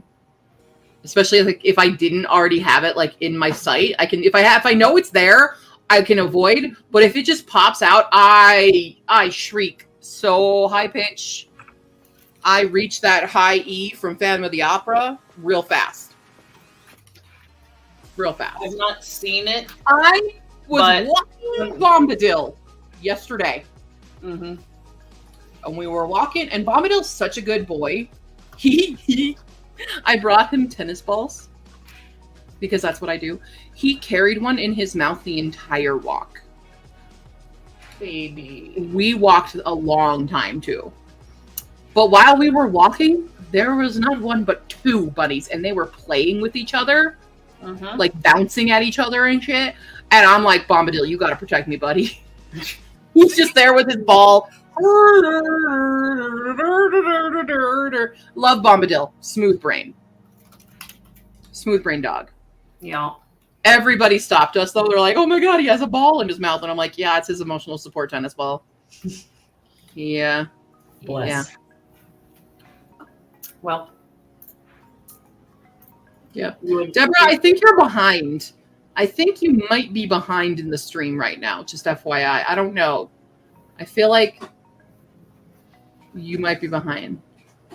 There is music playing. I do have my royalty-free music playing right now. So I don't know what's going on there. If there's anything on the bar at the bottom, just push it all the way to the end. Yeah. 1 more minute of rendering left, by the way, for this. But that means I have to export, so I can't really video edit while I'm exporting. So we're just going to spin the wheel again for something else. Yep. And, oh, I'm going to work on a thing for Herc yet that I need to finish, like, now. Okay. That's what we're going to do. Cool. I've got a Herc yet announcement coming for y'all. Oh my gosh. I'm Coming so today? excited. Oh, I'm excited. Coming today? If I finish it. Okay. Deborah, if you were the one that lives in like Northeast Ohio, I am now going to set event on September 15th because my other one didn't communicate well enough, and I missed it. Missed the registration somehow. Okay, you're like, thanks. This is your fault. This is your fault. I'm like, cool. I'll drive 2 more hours to get to an actual event. That's fine. So I will be out at the North Coast Indie Author Book Expo, whatever it's called, that we talked about. I'll be there. Nice. With a half table, because all the full tables were sold out. I have to squeeze some stuff in. Ooh. Well, I rolled 35 Oh. for this next one. Oh my. All right. I'm trying to hold the cup away from the microphone as best as possible because I know it's loud. But this is how Mambo stays with us now. She is Is the dice roller. the dice cup.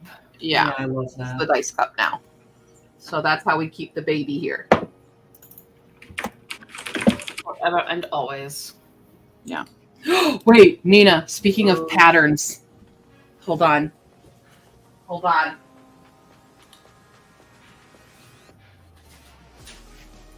Everybody's holding on. When I went to so at the garage sale, I found the stairs and all these beds and things at. Uh-huh. I found patterns.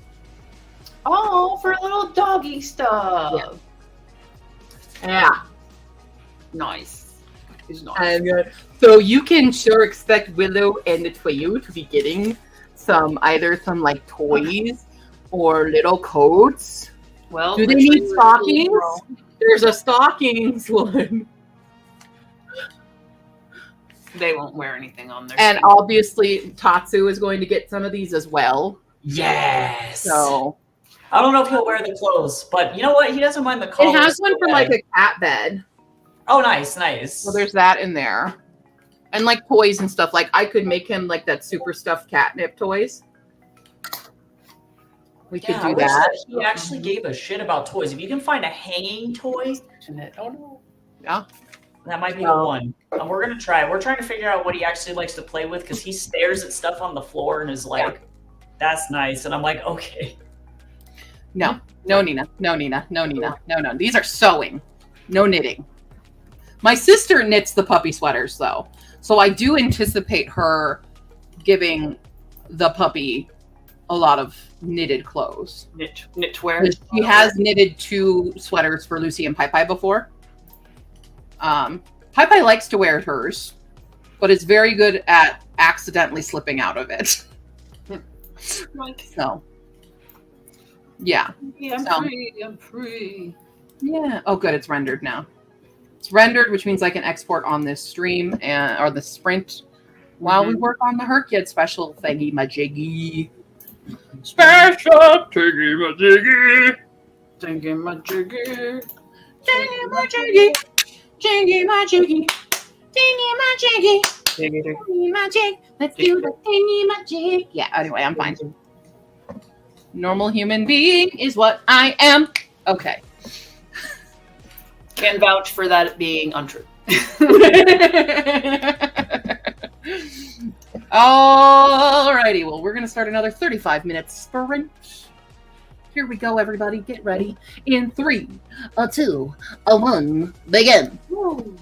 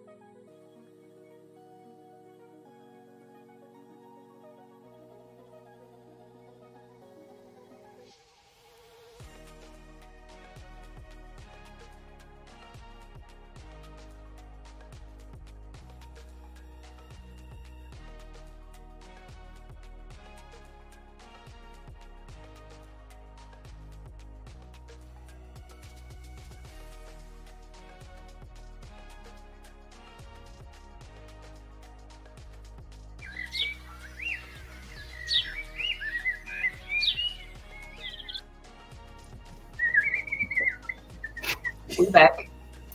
You're back. Heck. We're back. Healthy people, you're about to get a video. It's still processing, but you're about to get one. Woo. And Herkyed people, you have a thing. I have a thing. Fill out the survey. Fill it out. Okay. Yep. Take it's on the Discord. It's on the Discord. Okay. I'll make a YouTube announcement too. I just have to wait for this to finish doing its thing, and then I'll put it. But I have a new form for everyone to fill out, should you want to. You don't have to, but it'd be cool if you did. It's our progress report form for July. So I'll be doing these monthly. And there's some bonus questions. Some bonus, like, do you know the answers? How well are you? How close are you now following my life? At least in terms of Herkyed. Okay. And some other things. But, yeah. So, like, if you're going to finish more through the end of this month, don't do it yet. Wait till you finish July. But if you're like, I'm not reading anything else for the rest of the month, then you can fill it out now. So. I mean, if we know what we're going to finish, we might as well fill it out, right? Yeah. Yeah, there's 3 days. Yeah. We're close to the end of the month, so. Okay, give me a second here. I gotta finish this. We are barreling through these edits so I can order a draft and see if my printing is gonna need help. To be as ambiguous as possible. Mm-hmm. That's what's going on. What's going on? Mm-hmm. All right. Well, anyway, we also have Loch-Nor Esterner. Hi. Sprint was feeding the cats and making myself ramen for lunch. Very nice. Nina finally found a pattern and knitted a whole 1 row of it. Well done. Nice. 20 more pages into the husbands for La Lemon. And Melody, hello. Hi. What are you currently reading? Hello, hello. I have a Herkyed related question. Okay. Do we know if there's any update on the stickers you need? No, because Fee is on vacation. Fee is not at home and in Georgia. Georgia? Visiting some family over there, so Whoa. not until Fee gets back. Whoa, Georgia. The Yeah. peach. Whoa, the pages. Wow. Well, again, we might not know anything, but do we know if they were like, these are the stickers that are just like basically the prompts and you... No, we were doing like merch. Okay. Wow. Yeah. Merch was requested. Merch. So Merch. you need some merch designs. Merch. Well, if you want to do prompt stickers, We could easily do prompt stickers. You could. Night Wolf by Karina Hale. I don't even know that one. What's that book about? Let's go find out. it's not about wolves, or is it? Correct, Nina. Writing the number, yeah, the number itself, not spelling it out. I know so many people are going to do it wrong, though, so I don't even know why I asked. It's gonna be real. I have to say, like, I don't think they're gonna read. It's like the amount of times I've been asked like the same question over and over. No, like shade to everybody, but like you can tell like, oh, you didn't watch the whole video, because like a lot of the questions that people have asked, I'm like, that was in the video. That was in the video. That was in fact in the video, or I've answered many times. Oddly enough, that was in the video. Possible that we can help with a word that we can't remember. Yes. Possesses. Yep. Possesses. Yep, I think Thought got it. Yeah, Thought got it right there. Possession. You got it. We're gonna go with possession. Okay, I'm looking up Night Wolf.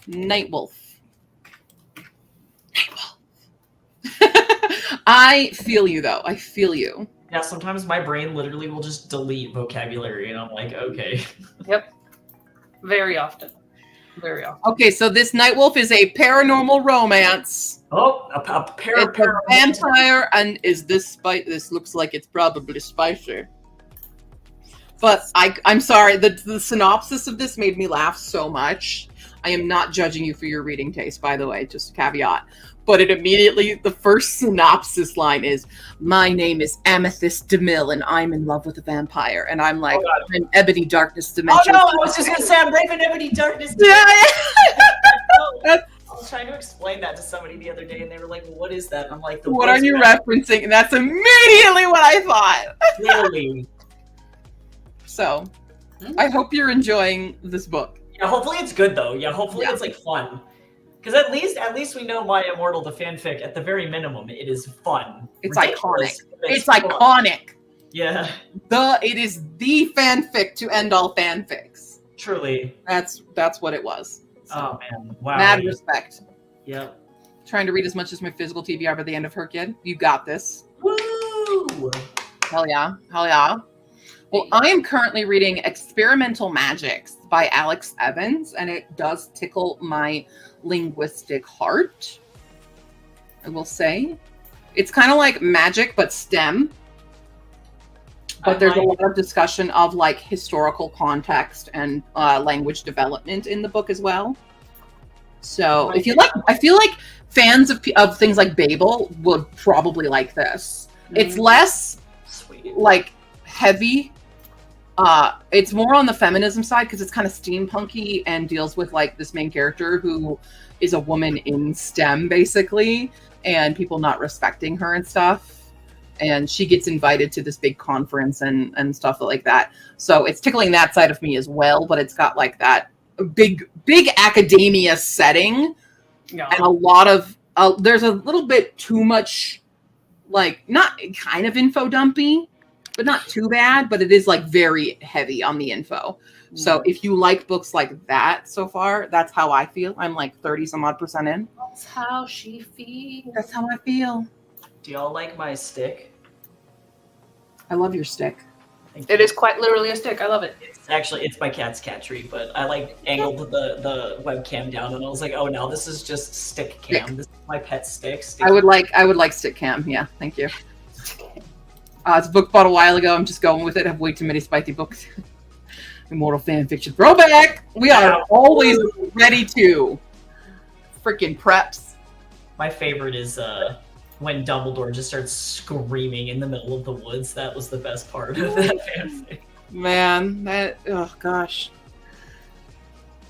Too much. Beautiful. You know, we have a Harry Potter musical. I would love for somebody to do the My Immortal musical. And oh my god, it'd be incredible. Are you kidding? I think Star Kid could easily do the My Immortal fanfic musical. Mm-hmm. So, just saying. It's iconic. She's boring. Oh. My cat was doing that earlier, and I thought he was dying because he was meowing so loud in his sleep, and then I go over there, he was just like unconscious, and I was like, dude, what are you dreaming about? Like, are you okay? Oh, Tycho, I did go to Second and Charles near me. Oh, yeah. Yesterday after. And I did pick up. I was so hard. I actually have extra credit because I couldn't really find much. But I did get 2 books. And I got this. I'm just showing off stuff. And I needed a new, like, coffee cup thing. And I got a Schitt's Creek one. Oh, nice. But also for those who I didn't immediately text after getting this, I got the official. It's going to be so cool. There's so many yummy things in this. Good. And I just love that we kept the theme going with the. I know, right? So Hala for my birthday gave me a $20 gift certificate, but it was a Avatar themed one for Second and Charles, and so I bought the Avatar cookbook with it. It was the only way. It was the only way to be done. I also got this little journal, this little sketchbook guy, and this is going to be the puppy journal. Because I'm going to be that kind of mom. Puppy I'm gonna be printing, you know, I'll be putting pictures of Puppy as we grow in it and little notes and things. So yeah. That's what I did yesterday. But I'm really excited to use my oh, that's right, I have to actually take it off in order to do that. But yeah. Let me take out the I'm currently like eyebrows deep in this screenplay and I don't want to be here anymore. I don't think I can. 3 more weeks? 4 more weeks? I get to be done with school next Wednesday. Oh, 1 more week. I'll light myself on fire. But like, yeah, this summer semester goes so fast. I can see why literally every other person I went to school with was like, yeah, I'm not doing the summer semester. And I was like, why? Like, it's just a condensed semester. I had 8-week semester at my last art school that I went to. It can't be that bad. It was indeed that bad. I did a summer semester when I was going for my second degree. Yeah, because I do summer semester. I was doing summer semesters all throughout undergrad, and I didn't, and also my last master's, and I didn't have any problems. And then this school was like, what if we took 16 weeks of work, but we condensed it into 8 weeks? And so literally every Wednesday and Saturday, you're going to be turning stuff in, and it's going to be like you're on fire and screaming for 8 weeks straight. And I'm like, no, thank you. And then this class, I have to write a completed like 30-minute screenplay in 8 weeks, and it's been like. And like, really, we didn't start on the assignment until like the final project until halfway through the class. So really, it's a completed screenplay in 4 weeks.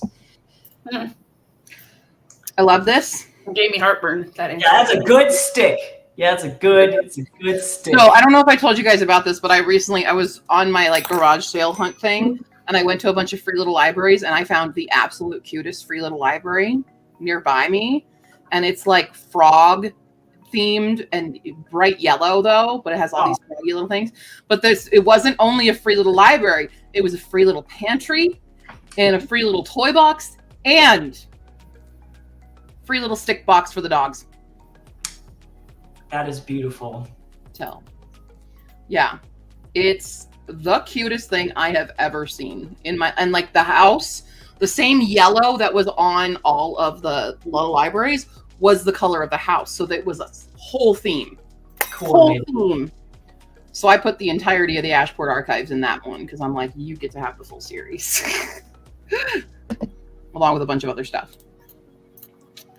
What? It's great. Have to pace myself because I keep reading fan fiction between each book.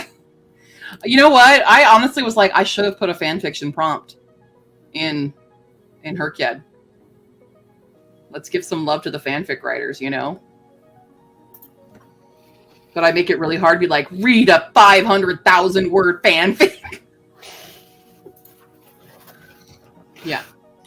Don't do it to us. Don't do it. You know, there's always next year. I know there's next year. I'm already scared of your ideas for next year. You might like my stick. It's an old woody vine and it's all zigzaggy. I love that. Oh, nice. That's a good good stick. Should I make a stick channel in the Discord so everyone can show off their sticks? So we just start sharing sticks. Everyone in the Discord is like, what is this channel? No one knows. It just pops up randomly and everyone here is extremely active on it. Yeah. Yeah. Sticks are like boxes. They're not made equal and some are better than others. Absolutely. Very, very true. Absolutely. Mm-hmm. So the kennel that I got, I had to put a bunch of boxes in it to make it divider. Yeah. So that make it the correct size for a puppy. And then when puppy is bigger, they can have, the bigger space.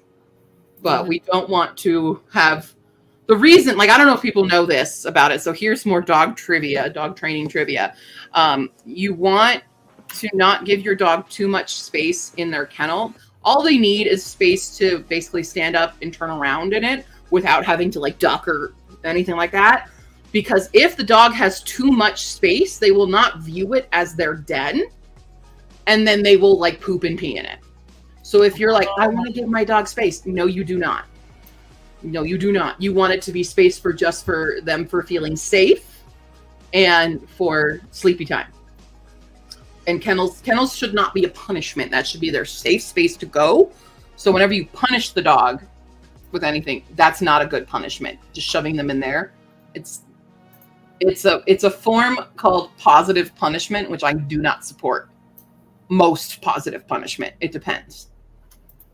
So, oh my God, am I going to go on full dog trainer spiel? Do you guys want me to go on full dog trainer spiel?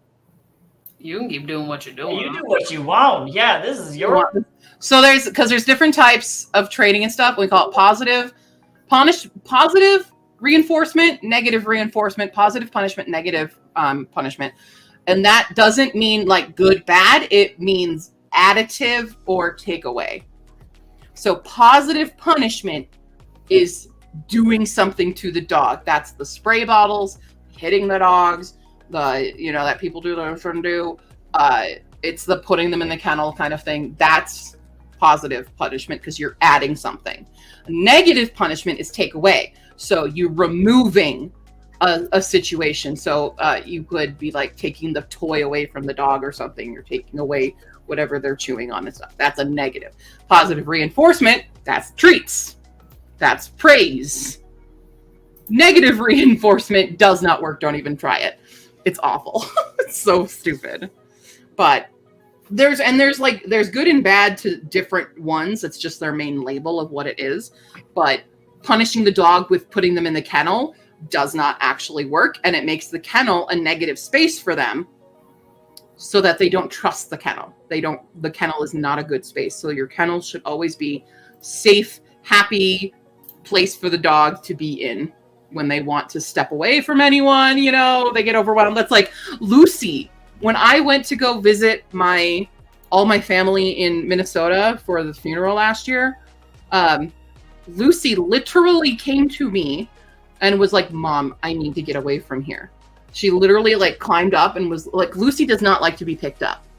And she was, "Mommy, uppies and take me away." And I had to take her into a separate room so that she could decompress. Oh.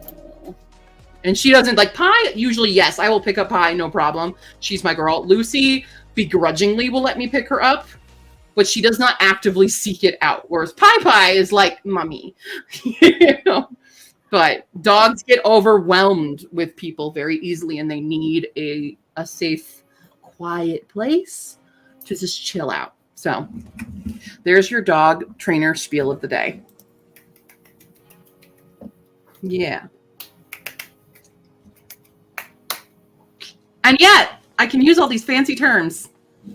And yet, are you sure you're ready for a puppy?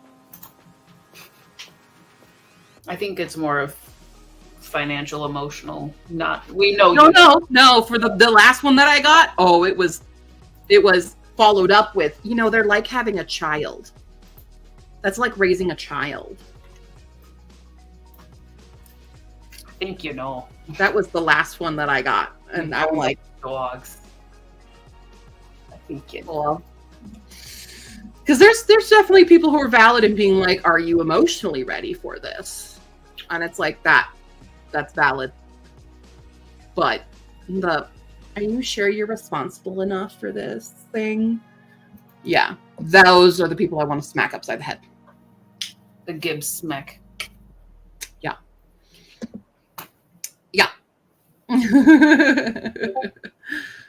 Only things allowed on the channel are pictures of sticks and they're polite. That's a good stick from everyone. Exactly. I'll do it. Do you want me to? I'll do it.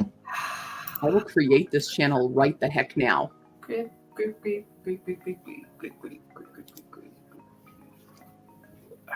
Oh, someone put a picture of a squirrel. That's a cute squirrel. Doesn't have a stick. Don't have a stick. I'm gonna put it in where am I gonna put it? Artsy fartsy stuff. Sticks. I'm just gonna call it stick. One stick. So if anyone wants to take a picture of a stick, you can now post it in the stick channel under artsy fartsy stuff. No explanation. No one says anything.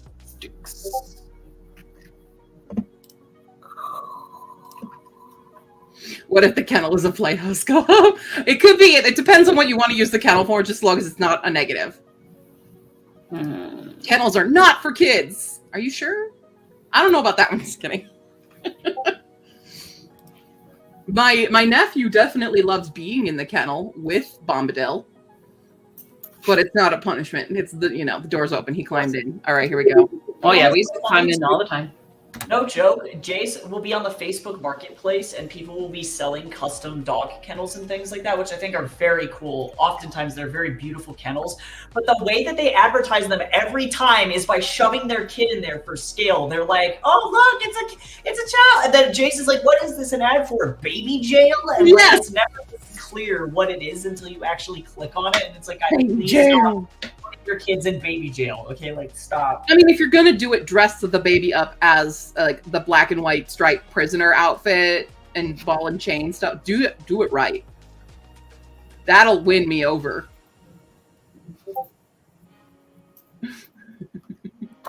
So everyone, the channel is up. Please go reply to what a good stick is. Okay. And you can now submit your sticks. You may submit this. Oh, I feel bad though. Hold on. I have to create one for rocks.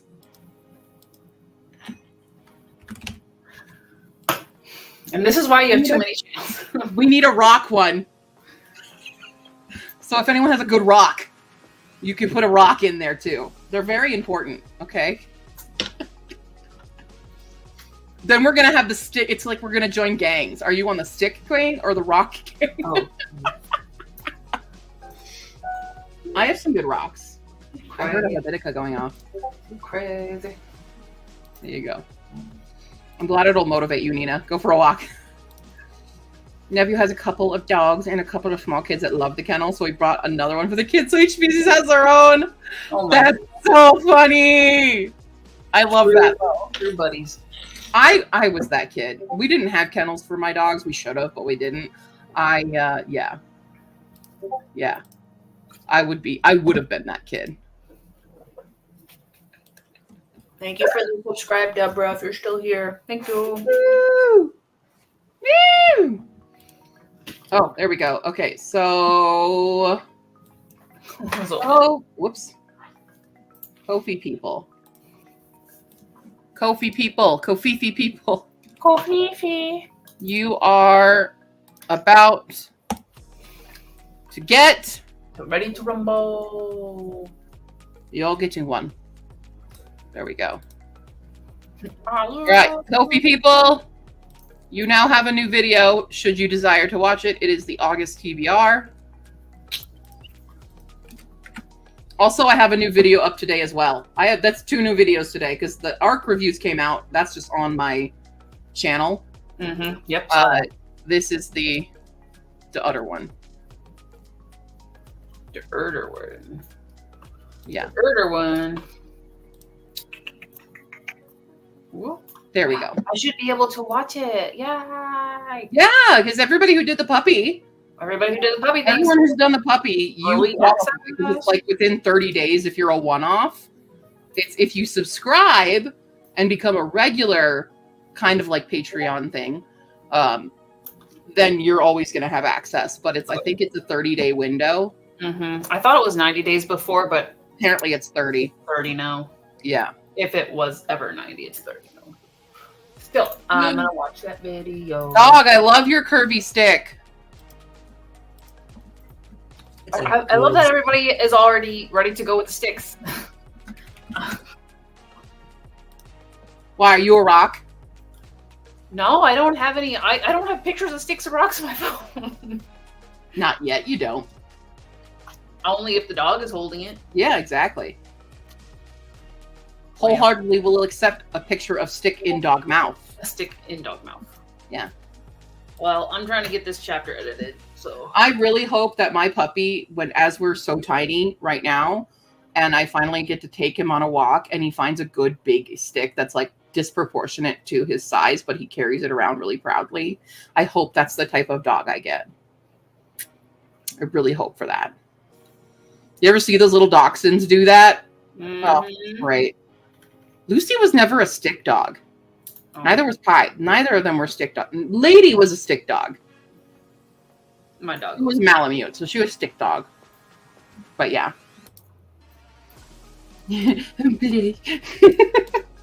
Okay.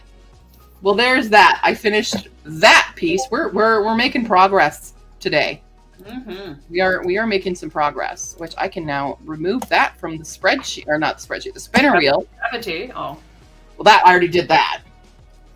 Already checked it off the habity babbity. Well. Spinner wheel. Oh, now I got to make this other person's book. Got it. Okay. You gotta make a book.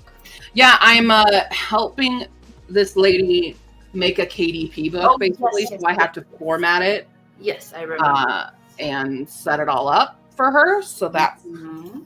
what I'm working on next for today. And then let's spin. Oh my God, words. Roll some dice.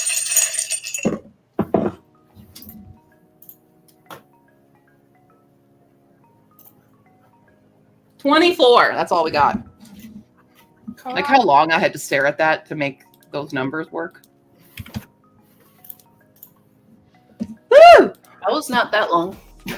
Time went normal for us. It might have slowed down for you. For me, I felt like I was staring at it, like, because it was literally a 2, an 8, and a 14. And if I had used my brain the correct way and done 2 plus 8 is 10 plus 14, that would have been easy. But no, I went 14 plus 2 is 16 plus 8. My information doesn't Wait, count. hold on. 14 plus 8 is 22. Plus, that's what my brain just did. It took me a hot second. That's how I Apparently, mapped. supporting the puppy doesn't count. Yeah. Wait, it doesn't count? It won't let me watch the video. What the hell? Hold on. And everything. Why doesn't that work? It should work. I think it just doesn't like me. Edit. Hold on. All supporters want to... It says one-off and monthly. Does it not care about purchases? Is it only like you Like have to... Ko-fi donation. Like the Ko-fi donation, does it not count that? That's so dumb. That is dumb. I'm going to send them feedback. Well, I'm just gonna go back to my true crime then. Thanks. I'm so sorry. True crime, and then I'm gonna I'm do. sorry, everybody. I thought it would work for everyone who contributed to the puppy fund, but apparently not. Again, it could just be me. It could just be like, you know her. You don't need to get anything early. Yeah. Yeah. All right. Well, 24 minutes. Oh, whoops! I took it away. 24 minutes on the clock. Sprint number 57. Here we go. 3, 2, 1, begin. Oh.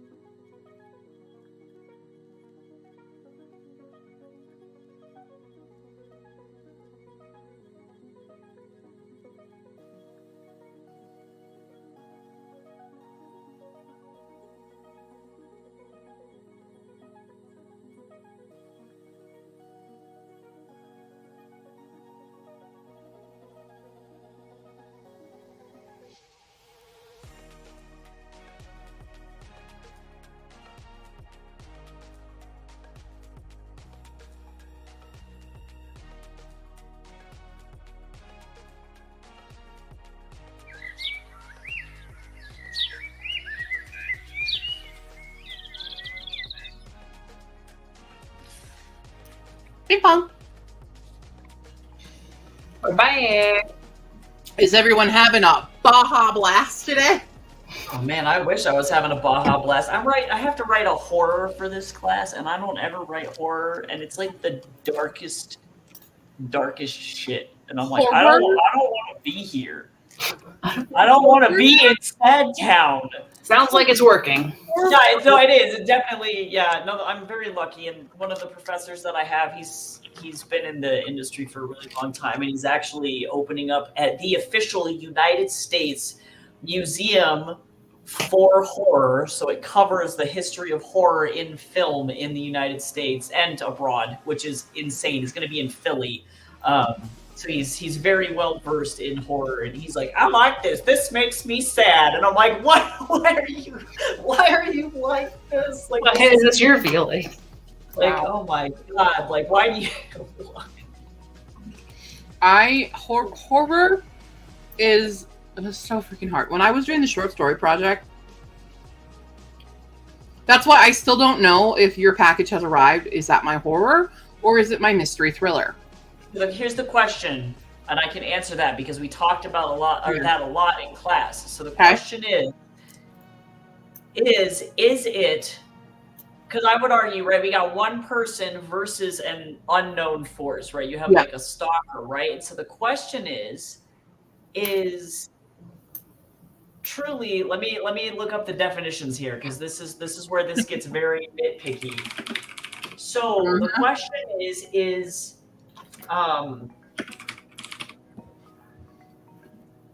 Is the intent of the piece to portray some kind of psychological distress upon the viewer and talk about some kind of deep underlying psychological problem? Is the intent of the piece to scare the reader, or is the intent of the piece meant to create suspense?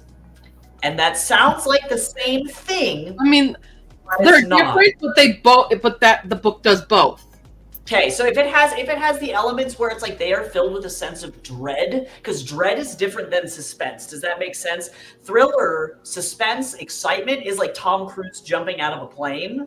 Or like Liam Neeson's Taken, like, oh no, is the daughter going to get rescued? Like similar themes, but a horror is like that impending sense of doom. Like shit is going to get really, really bad. Thrillers are action-packed and plot-driven.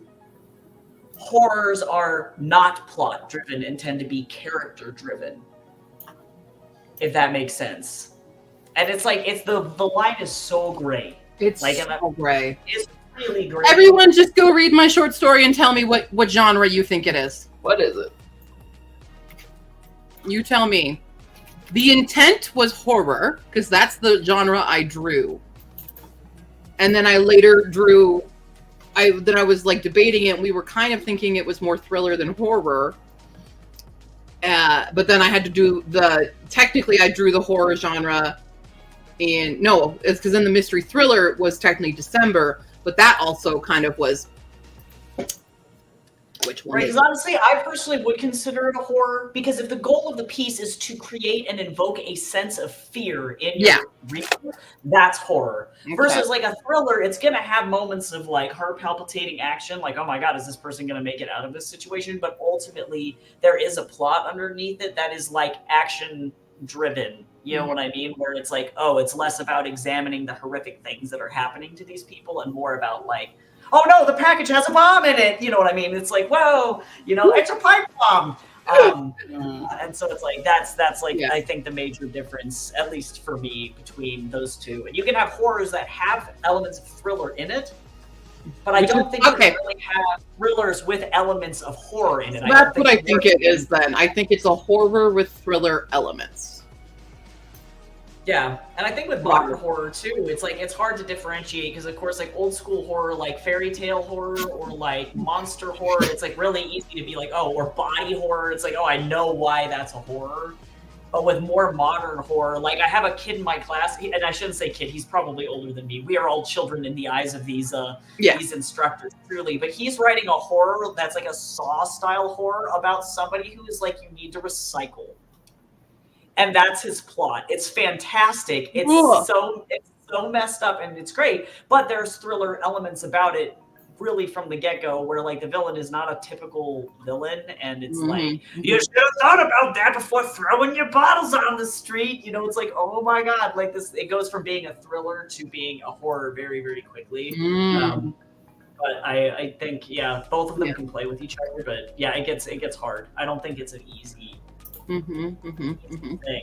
Cool. Okay. Cool. And really, actually, I think that this one is the best one. This maybe is the best definition now that I'm looking at it. Horror typically pits a single victim against impossible odds. And that is what makes it a horror, right? And that's why Liam Neeson's Taken is not really a horror, because his daughter is a victim, yes, but Liam Neeson is also in kind of a way a victim, but like, there's multiple people who are suffering. And in the case of like Saw, you know, you might have multiple victims, but they still fall into that same group. It's still one small group against something that is like insurmountably bad, you know. And even if that insurmountably bad thing is one other person, it can be kind of horrifying. It's still horrifying. Their power dynamic is really what's at play. Okay, then your package has arrived as horror. Yeah. Wonderful. Good discussions. Yep. Love that. I wish it was simpler, but alas. Just hopped in earlier and fell right back asleep. Oh. Sleepy. Daddy's back. Hey. Also, hello, Lily, over on the Twitch side. Hello. Finally, a real person on the Twitch and not the other spam bots I've been getting today. Right? I've been getting so many spam bots recently. Viewers on It's like, please don't. Yeah. Also, Nina would like to know what true crime you were listening to reading Hala. It's YouTube. Oh, I put it on this one. It is a recap of America's Most Evil Mom by Daniel Kirsty on YouTube. Nice. Which mom is it? Just curious. Oh gosh, they've been saying the name the whole time. Shelley Notek. Yeah, she's awful. Notek. I just saw a True Crime one yesterday about the cult clan in Australia. Oh, weird. Oh, it's wild. Isn't that the one where they kept taking babies? And no, but they were incredibly, and I don't want to say it because I'm monetized now. Oh, I can see why. Yeah, I gotcha. Yeah, I just Google it. Family with family with family with family with family with family reproduction. It's like the worst case of it ever. 70s, because it's not even like a religious thing. It's just like how they operate. Yeah, I have not watched that one yet because don't do that. It was wild. I watched that yesterday. I'm like, oh my god. Yeah, that's how I feel about that. Yeah, that's bad. 32%. Nice. And finished laundry. Oh yeah, nice. Yeah, there's a lot of ways horror can be. Yeah, and I think that's what makes it so difficult to define, is because it's more of a, like, other genres, speculative genres are about like certain elements, but horror is about the I guess the philosophy behind the actual content. It's like a feeling and not like a thing. It's like that's difficult to describe. Yeah. Okay. Nice. Melody finished the book. Now need to pick the next read. Do you have a selection you need us to help you pick from? Because we love voting in polls and things. I finished the formatting that I could do. I realized she has not given me like her actual copyright dates or ISBN, if there is one. And I'm like, I can't get done. And like, we haven't talked about what font we want for the title and the cover art that she wants. So I'm kind of stuck there. Yeah. But I sent her an email and be like, hey, this is what I need from you. Yep. So we did that. That's done. Another thing. Checked off the list of today unless she emails me back. Also, I'm getting choppy again. Yeah. Wow. Your audio seems to keep going, but it's just your Yeah, it's just my video. That's struggling. struggle bus. When Got you're some books set up on my bookshelves and in the process of logging some more. I have a stack that I gotta log. Yep. Got to make a master spreadsheet of my books. if you need a base for that master spreadsheet, Spreadsheet, you say? look Hello? no further. Then do you need a base? Then I've you already got one. Yeah. Let me know. I'm speaking my language. Yeah. We're almost there, guys. We're almost there. Nina makes a good point. The problem is that horror can be thrilling and thrillers can be horrific. There's a fine, fine line. Yeah, and I think thriller where and it goes horror. for me is like with thrillers, like you can have things that are disgusting, but not things that are true horror. Does that make sense? Like you can have maybe like say you get kidnapped and you got like a mafia like torture scene or something. It is horrific, but that is not like Not an element of the actual genre. Exactly. Yeah, it's not the. It's like the nuance of romance and people trying to be like, this is a romance, and I'm like, no, it's not. Because Right. it does not follow the parameter. It may have romantic elements. Exactly. Because I got in an argument with Sammy about this. Because she's like, Frankenstein when it came out was a romance, and I'm like, no. Nope. It was part of the romantic publication, which was not a romance, though. Those are different words. Yep. Like, to have the romance of the atmosphere and stuff, very different than being the genre of romance. Well, and also Which is too very specific guidelines. Yeah. Well, because like ultimately it's like a romance. What? Fragile Enchantment would be a romance, right? Fragile Enchantment is in fact a romance. Yeah, I felt it. Well, like the thing with romance, above all else, like there's some other things, but above all else, there must be a happy ever after. Yes, correct. It has to have that element in it. And if it does not, it is not a romance. If it ends in tragedy, you have had a romantic story, but it is not an actual romance. Yep. That's the deal that romance readers make with the authors, that I'm going to read this book and you guarantee me this. Yep. Otherwise, you have lied to your audience. Well, and And also that's the other thing. Yeah. the focus is like the focus of a romance is about the creation of that relationship. Yeah. And that relationship has to have that fulfillment at the end. And that's why it is the way that it is. So yeah, like, you know, you can definitely have subgenres in there as well. But like ultimately if the focus is not on the relationship, it's not a romance. Like that's also why like people are just trying to make like the romantasy thing versus fantasy romance. The difference is there. Romantasy is the romance is the primary like plot point. The relationship is it, and then it's just like in fantasy. Right. Whereas a fantasy romance is the subplot.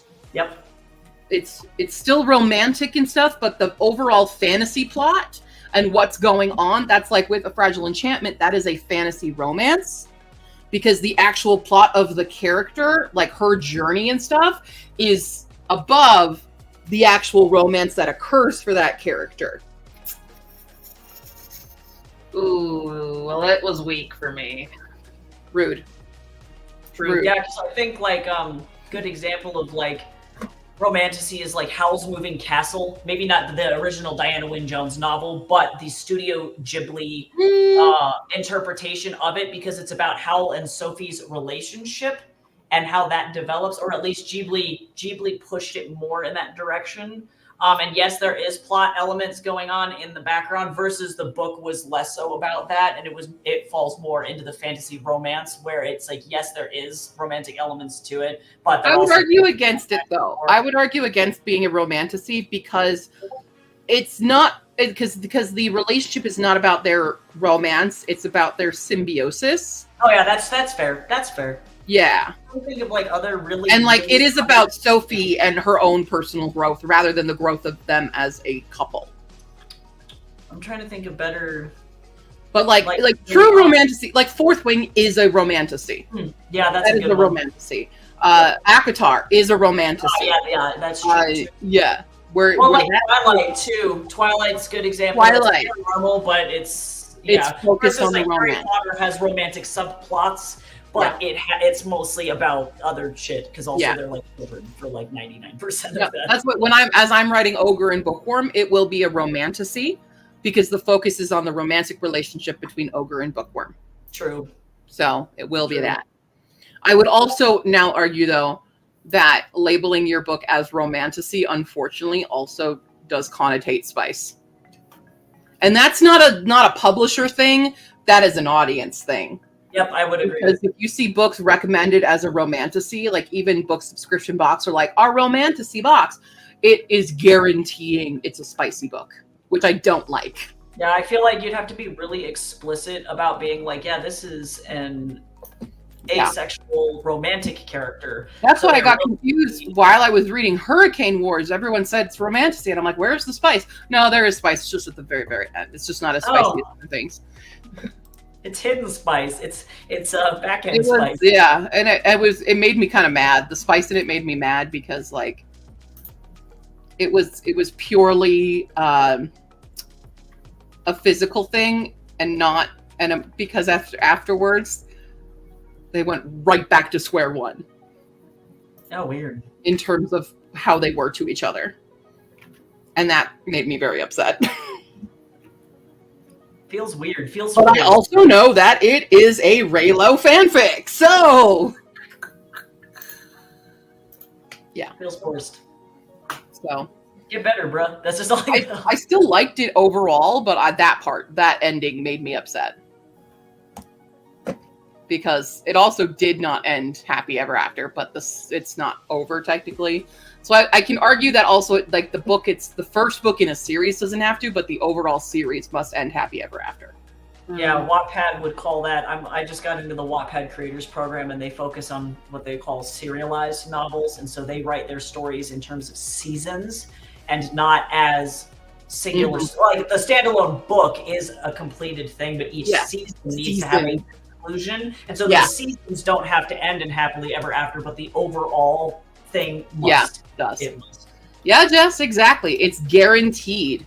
It used to be also, this used to be a fun fact. It's now changed, but it used to be that the main characters in an actual romance had to kiss by chapter 3. That's a lot. That used to be the standard in publishing very long time ago. This is like a historical fact in when romance was becoming a very popular publishing genre. Back in the day, it used to be they have to kiss by chapter 3. Yep. Not anymore, thankfully. Even the Amish romances, those go hard. Them Amish romances, they make moolah. Yep, those Amish romances. It's wild. It's a wild and crazy time. Yeah. Yeah, honestly, it kind of sucks. It does suck to have to be formulaic, and I feel like horror is the same way as well, where it's like, people who do make a lot of money on horror, it is very formulaic. You're going to have certain things happen during certain acts, certain tensions, like stakes are going to raise, but like there's a reason that we have these formulas in place, because when people go to seek out certain books in the genre, they're going to want to do that. Like I found the other day really, really weird, like Wattpad, for example, categorizes their lit RPG as someone who it stars a main character who knows that they are in an RPG.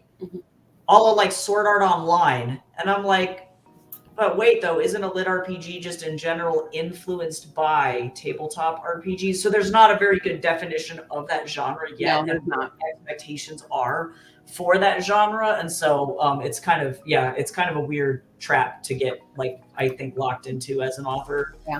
But yeah, like you said, audience expectations for any publishing endeavor, it should be the number one priority, and that is what defines the genre and the age ranges, or like age range expectations, like what we were talking about with new adult, where it's like it's kind of expected that there should be spice in it, even though that really shouldn't be the case. And so publishers have to fight to change those expectations by putting out content that doesn't meet those expectations. Yeah. And then just hope that it sells well enough to like effectively force the audience to do what they want them to do. Yeah, that was the old, like I'm talking like 1920s, 1930s publishing era. That was the original standards. Yeah. For it. Well, and even through the 80s, even pulp, I feel yeah, like that was just oh my it. god, like it was just like, and even pulp made it worse because I feel like it was like you had to be spice right away. Even for pulp, if you couldn't catch your readers within the first chapter or two, you were done. Like, so Deb, those aren't romances. Then they have romance in them, but they are not the genre of romance. Yep. Genre require. That's why I get so mad at people saying Colleen Hoover is romance. It's not. Those are not romances. Right. It's like Romeo and Juliet, for example, is not a romance because they died. Yeah. Not a romance. Has romance in it, not an actual romance. Tragedy. Yeah. I would argue it's like almost like a political contemporary literary piece with romance elements in it. Yeah. You know, it's like, for Shakespeare, it would have been contemporary. For us, of course, it's like, you know, it's not contemporary anymore. But absolutely. It's like a political commentary with romance elements in it. Yeah. Not having a happy ever after in a romance is not having anyone die in a horror. Yep. Or it's like, yeah, if somebody has if they survive, like, well, even the main character in a horror doesn't have to die, but they need to not the main character. I'm just saying somebody psychologically or physically messed up in a way that is beyond repair. Like your main character needs to have something that is done. That's like it's saying science fiction and there's no science. Yep. You can't have that. Or fantasy, and there's no, like, for example, I know, like, low fantasy is a thing, but somebody in my screenwriting class, it's a horror, science fiction, and fantasy screenwriting class specifically, and she had put together this really brilliant piece about two Danes that were, like, from warring states, and they were going to fight each other. I think one of them was, like, Viking in heritage, and then the other one was, I don't remember. So, you know, it's got a lot of historical backing to it, but there were no fantasy elements in it at all. And the teacher was like, hey, you know, you need to have where's your fantasy? This is a fantasy class. And she was like, well, I don't understand. Like, isn't making things up in a historical context fantasy enough? And he was like, no, that's a historical fiction film. Yeah. And that's a completely different film. So it's like, there's like weird genre requirements, I think, for every single thing. And you just got to know what those are. And sometimes people do mismarket. Like, that's just the way that works. That's like true. Nobody's also, and that's what they've done with Colleen Hoover. They mismarket because they keep marketing it as romance and it's not. Yeah. So also in the early stages of stuff, a lot of things were serialized. Yep. So that's why it had to be by the third serial. You needed to have that. Yep. Well, because they were publishing stuff in newspapers too. You know, it's like books were different in the early 1900s, especially. You know, you could read a lot of literature by picking up magazines, and you would be reading your stuff at the back of magazines, and that was wild. That was like how a lot of kids lit was published too. Like Little Lord Fauntleroy. No kid got to go. Alice in Wonderland. Yeah, you had to go and get effectively your newspaper and then read these god awful, hyper boring Little Lord Fauntleroy stories, and they were serialized. Yeah, they were really bad. And again, Deb, we have, like, they call them the greatest romances of all time, but their genre is not romance.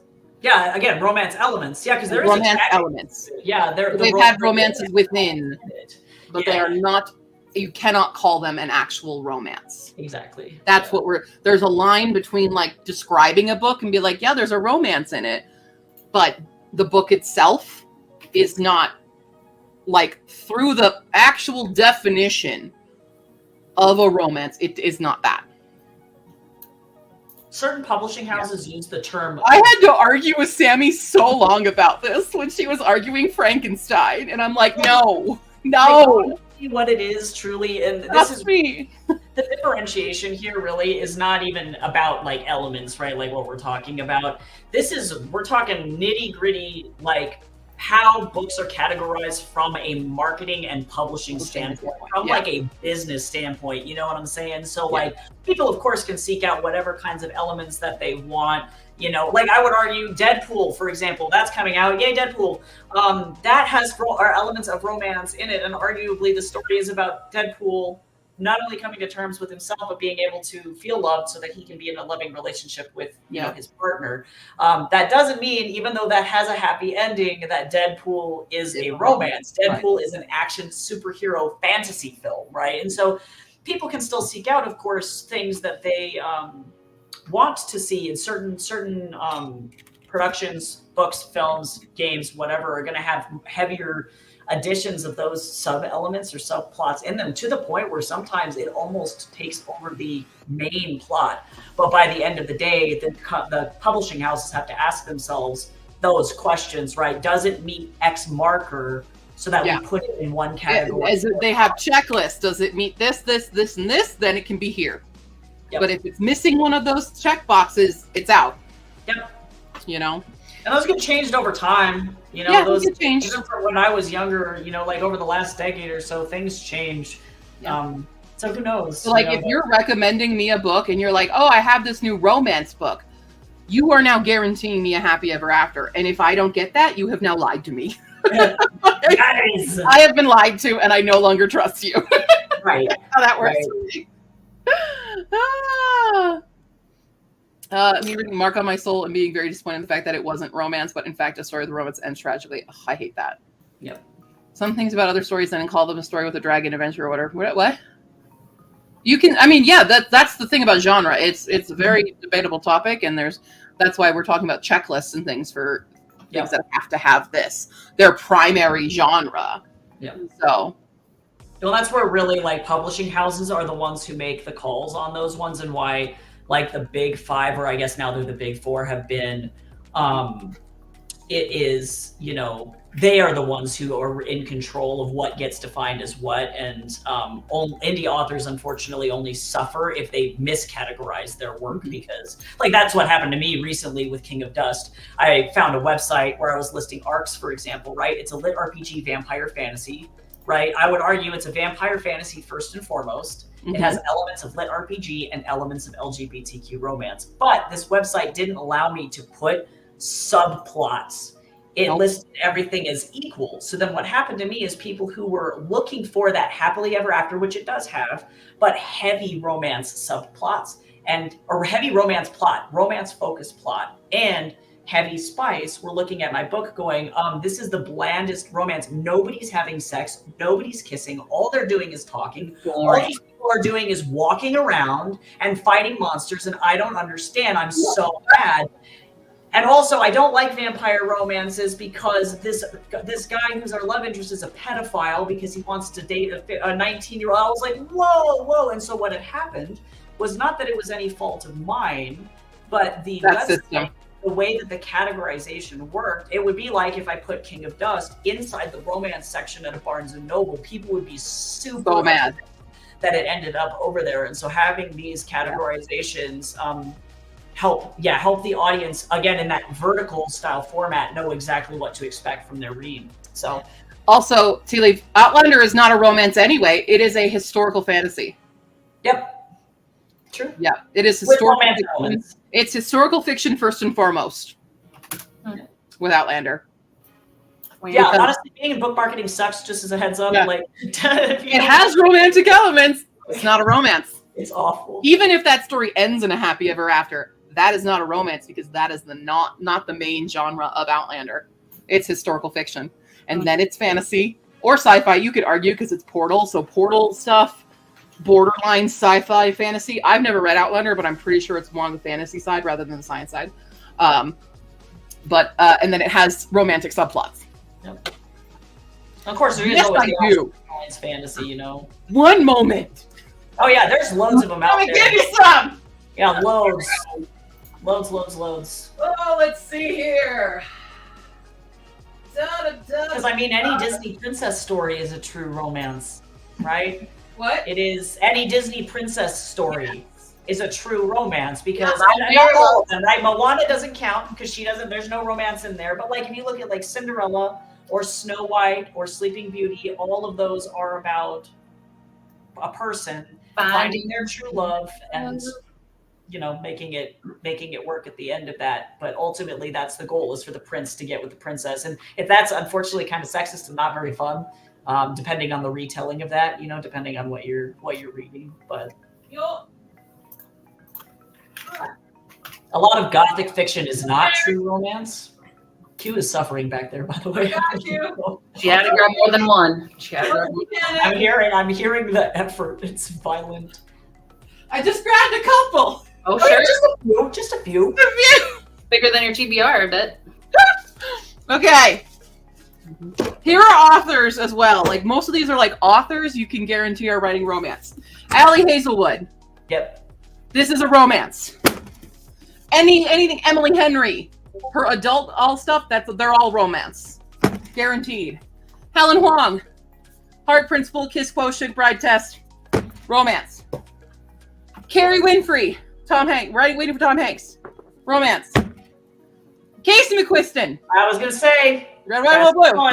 It's a great one, by the way. Jen DeLuca. Well met. Megan Bannon, The Undertaking of Heart and Mercy. Romance. Well, if you notice, almost all of them have incredibly similar book covers. And so that is a guaranteed tell, and one of the major ways that publishers use nowadays, especially. I mean, if you think of the 80s, all of them had Fabio on them. Like he made a massive amount of money being a model for romance book covers. I think about the ones that are like high spice, and they always have like the black background with the dark lit, shirtless, rippled abs, naked man on the front. It's like there are marketing tactics to make sure that readers know exactly what to expect going into it. But I think that those are perfect examples. But yeah, true romance. True romance. You're welcome. I have many more. That's just what I decided to grab. Yep. I got you. If anyone needs specific genre recommendations, I got you. You can get hyper specific, and I probably will find something. I've read a lot of books. Yep. I pulled my beard. Kind of my shtick. True. Yep. Yep.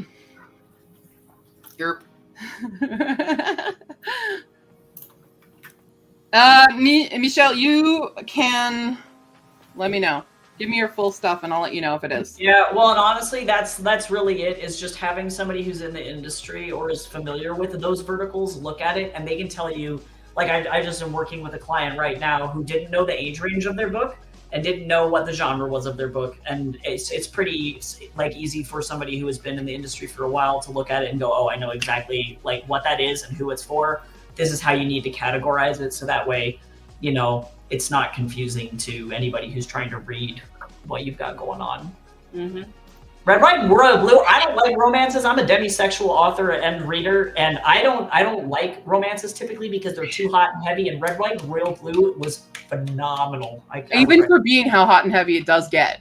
Oh yeah, and it is. Yeah, it's like, but it's natural. It feels very like. That's my whole reason why I do my series. Of is this book good or are you people just thirsty? True. That's my whole thing. I'm asexual as well. Like that's not part of me. When I read it, it has to have a purpose. Yep. For my reading taste. You read whatever you want. For my reading taste, I need it to have a purpose. Every part of Red, White, and Blue's spicy parts had a purpose. So there you go. I loved it. Very good. Also, if you haven't read one last stop by her as well, wait. I need to read more Casey McQuiston. They, them? Yeah, I think they are non-binary, but they often get called she, her because publications. Writing romance, obviously, you're a woman if you're writing romance. It may be they, she, but that's up to. Google that. I will be doing a review of tomorrow on my TikTok. I'm going back to what I was. They use they, them pronouns, not they, she pronouns. So, there you go. So there's that. There you go.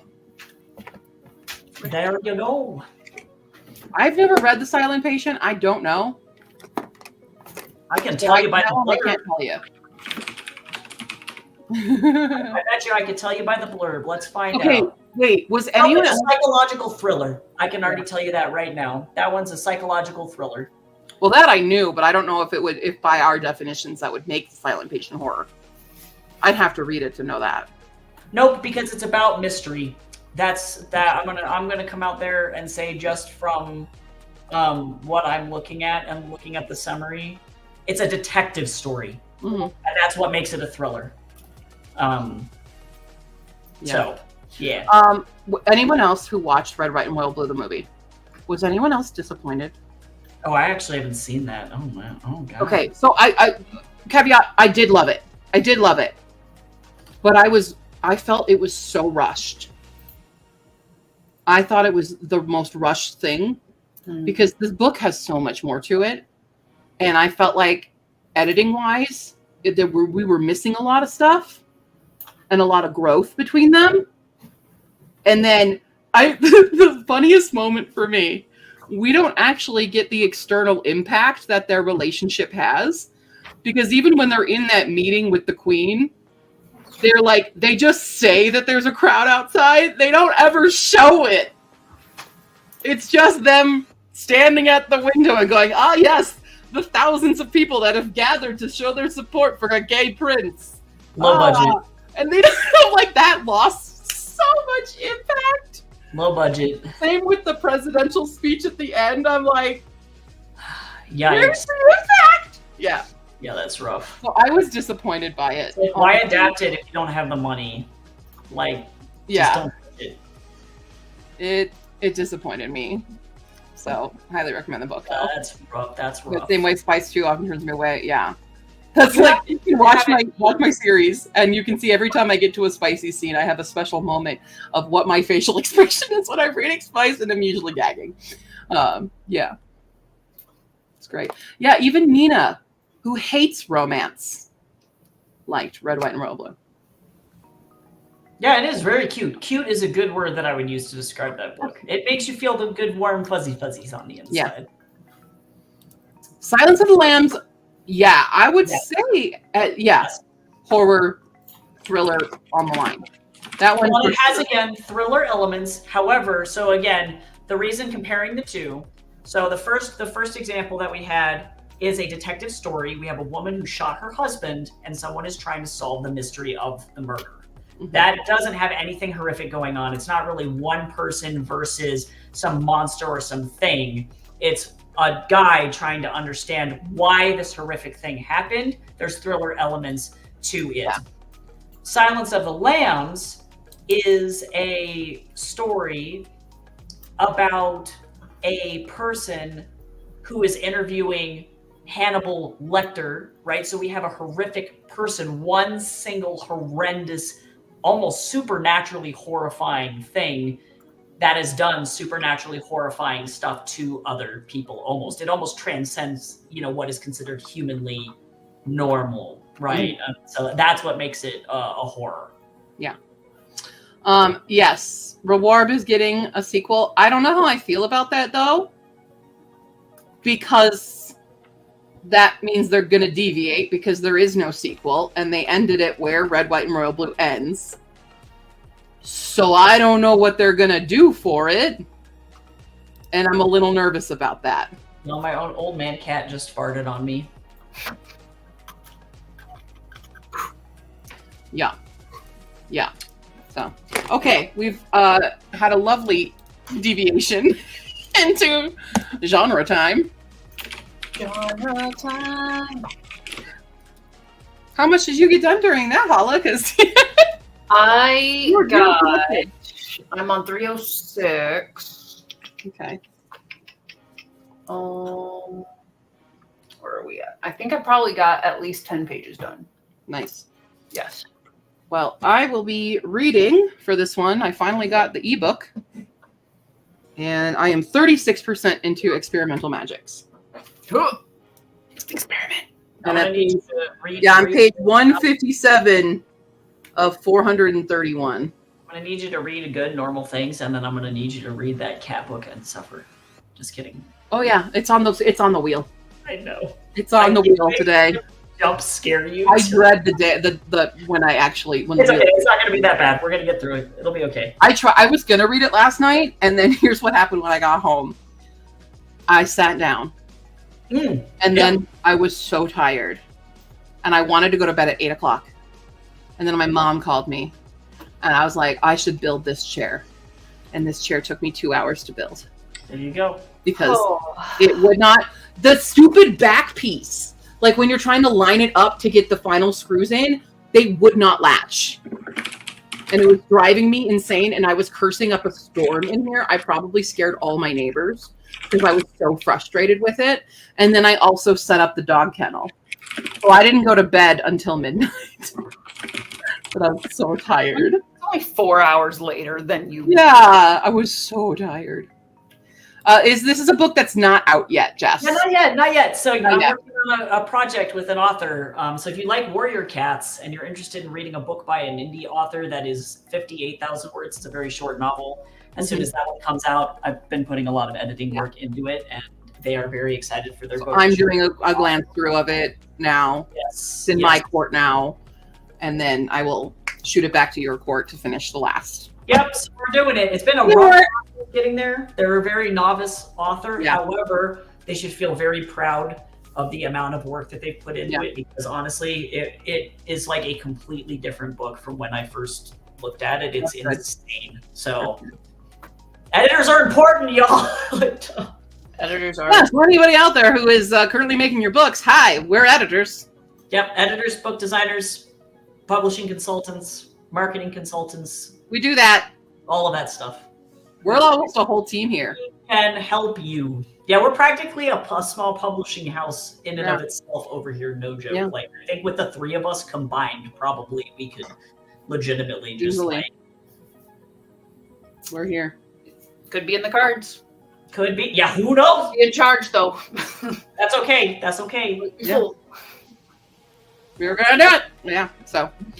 Blah, blah, blah, blah, blah, blah, blah. Hold on one second. I missed some commentos. Okay, Bettina had to go. Bye. Ended up making you pick Aliens, the novelization of the movie. Heck yeah. Nazzie's out again.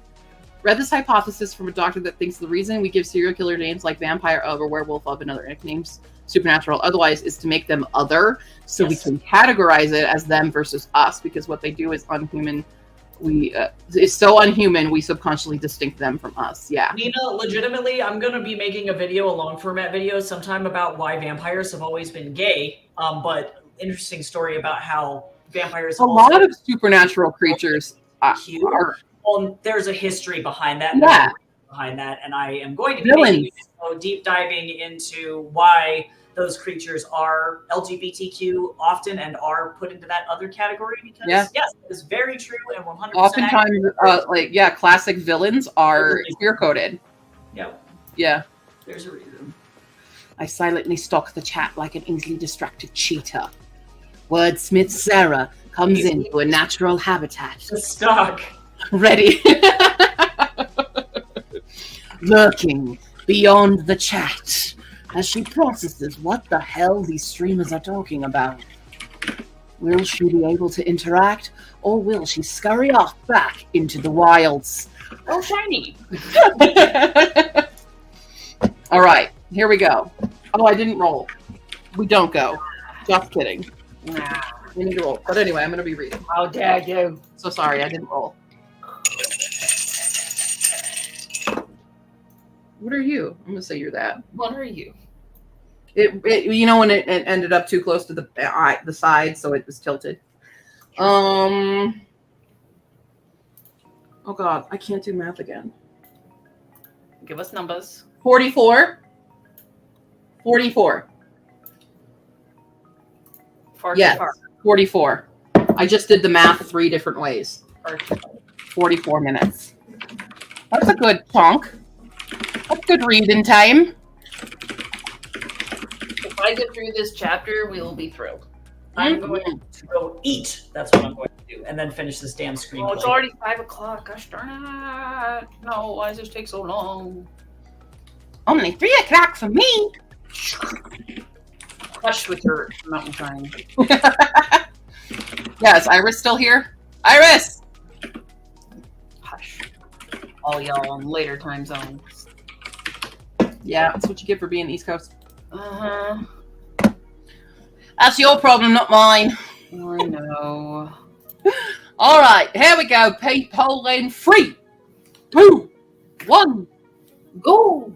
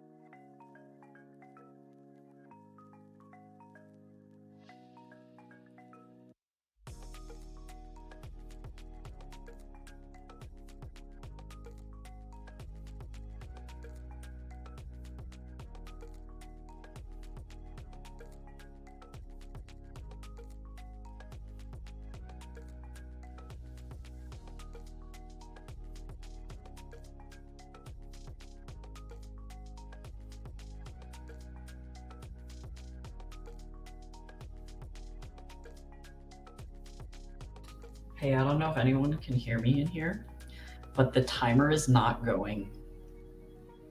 I got you. I was making a whole bunch of cheeky nuggies, and then I came back and I noticed. Okay, I'm gonna go. That is so funny. How long have we been going? What do you think?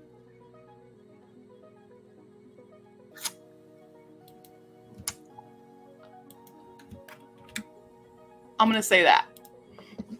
There we go. Yeah, it was about 7 or 8 minutes. So Okay, we'll go there.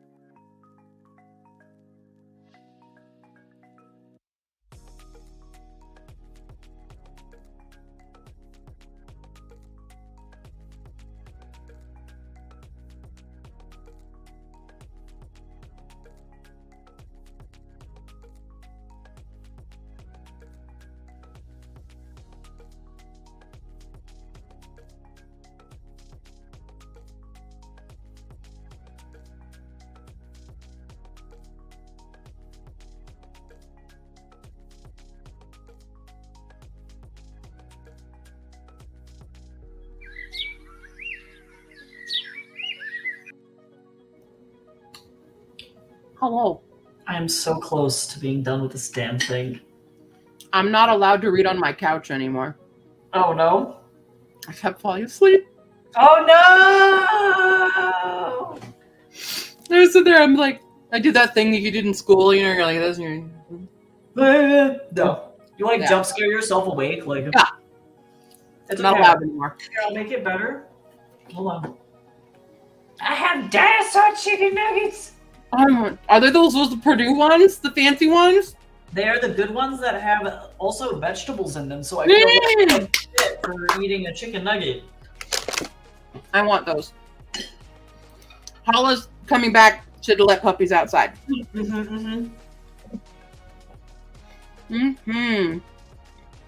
Maggie. Hey, y'all. Shayna's here too. Hello. Just finished watching The Victim's Game. Ooh. Nice, nice. Boom. Got a lot going on. Hi, Jen. Welcome in. 520 words for Jess. Oh, that's good. That's good. Nina was doing such a great process in knitting when I realized I forgot to change needles after the cuff, and now I have to redo it. No, that's like the worst. Literally worst ever. That's why you shouldn't knit. Just give up knitting altogether now. Fiber crafts, throw them in the trash. We don't do that.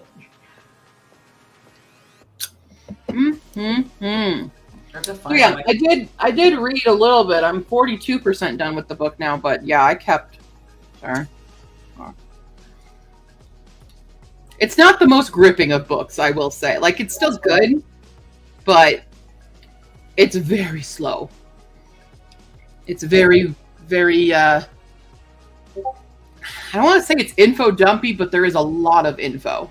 Oh yeah, exposition is rough when and it's its style, and it's not bad. I enjoy it, but it is lacking in the action for me right now. Like the last chapter before starting that sprint, I read had a really funny moment, and it was great because lo and behold, this character is actually now a book. Oh, and it's funny, and I'm like, great, love that. And then she puts the book away, and now we're back into like kind of the slow investigation stuff that I'm just like,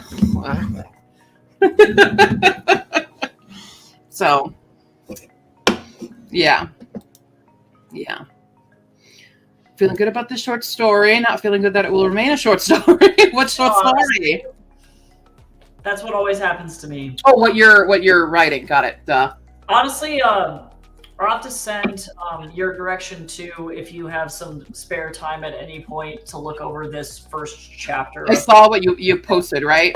Yeah, so I don't know. I don't have to submit it to them right away, but it takes them 2 months to go through pitches, which that's how backlogged they are. And it's not like a bad thing, but I'm like, if I can get a $25,000 advance on a book, you bet your ass that I'm going to be submitting pitches as often as I possibly humanly can to these people. Yeah, but 6 hours is baby. 7 hours now. It's baby for me. That's true. You normally clock like 8 to 9. Yeah. I mean, my Fridays are 4, but like my Sundays, they're all day. And when I say all day, I mean all day. So I started at 9 today because I was up. True. So, yeah. This is nothing. I've done 12-hour streams before. One of the longest one I did them for Nano, and I think I did one that was like 20 hours long. Oh, I believe that. During Nano. Also, I only have 5 pages of real estate left in this script, and if it's any longer than that, I have to start cutting stuff, and I'm scared. Fun. I don't like it. I don't like being here. Good. Jess is going to read it tonight. Oh, thanks, Jess. Planning on running a nice 300-page romance, and it turned into 1,200-page fantasy epic duology that has more planned books after Stu. Yeah, that's what happens. That's what happens. So, yeah. I started writing Ogre and Bookworm with the intention of it being a standalone romance, and now I have sequels planned. Yep. Companions, really. But yeah. Oops. Oops, Daisy. That's like with my short stories that I wrote. Everyone's like, "Where's the rest of it?" You know, like it's Yeah, true. Well, that just means too you got really good world building, which I feel like I know I struggle with a lot with short stories where I want to put too much in. Yeah. And knowing how much is perfect. My screenwriter professor he called it trimming the fat. You know, you really want to make sure that every single word counts. And yeah, we'll see. We'll see if anybody enters my flash fiction contest for that exact reason, because I think people are scared.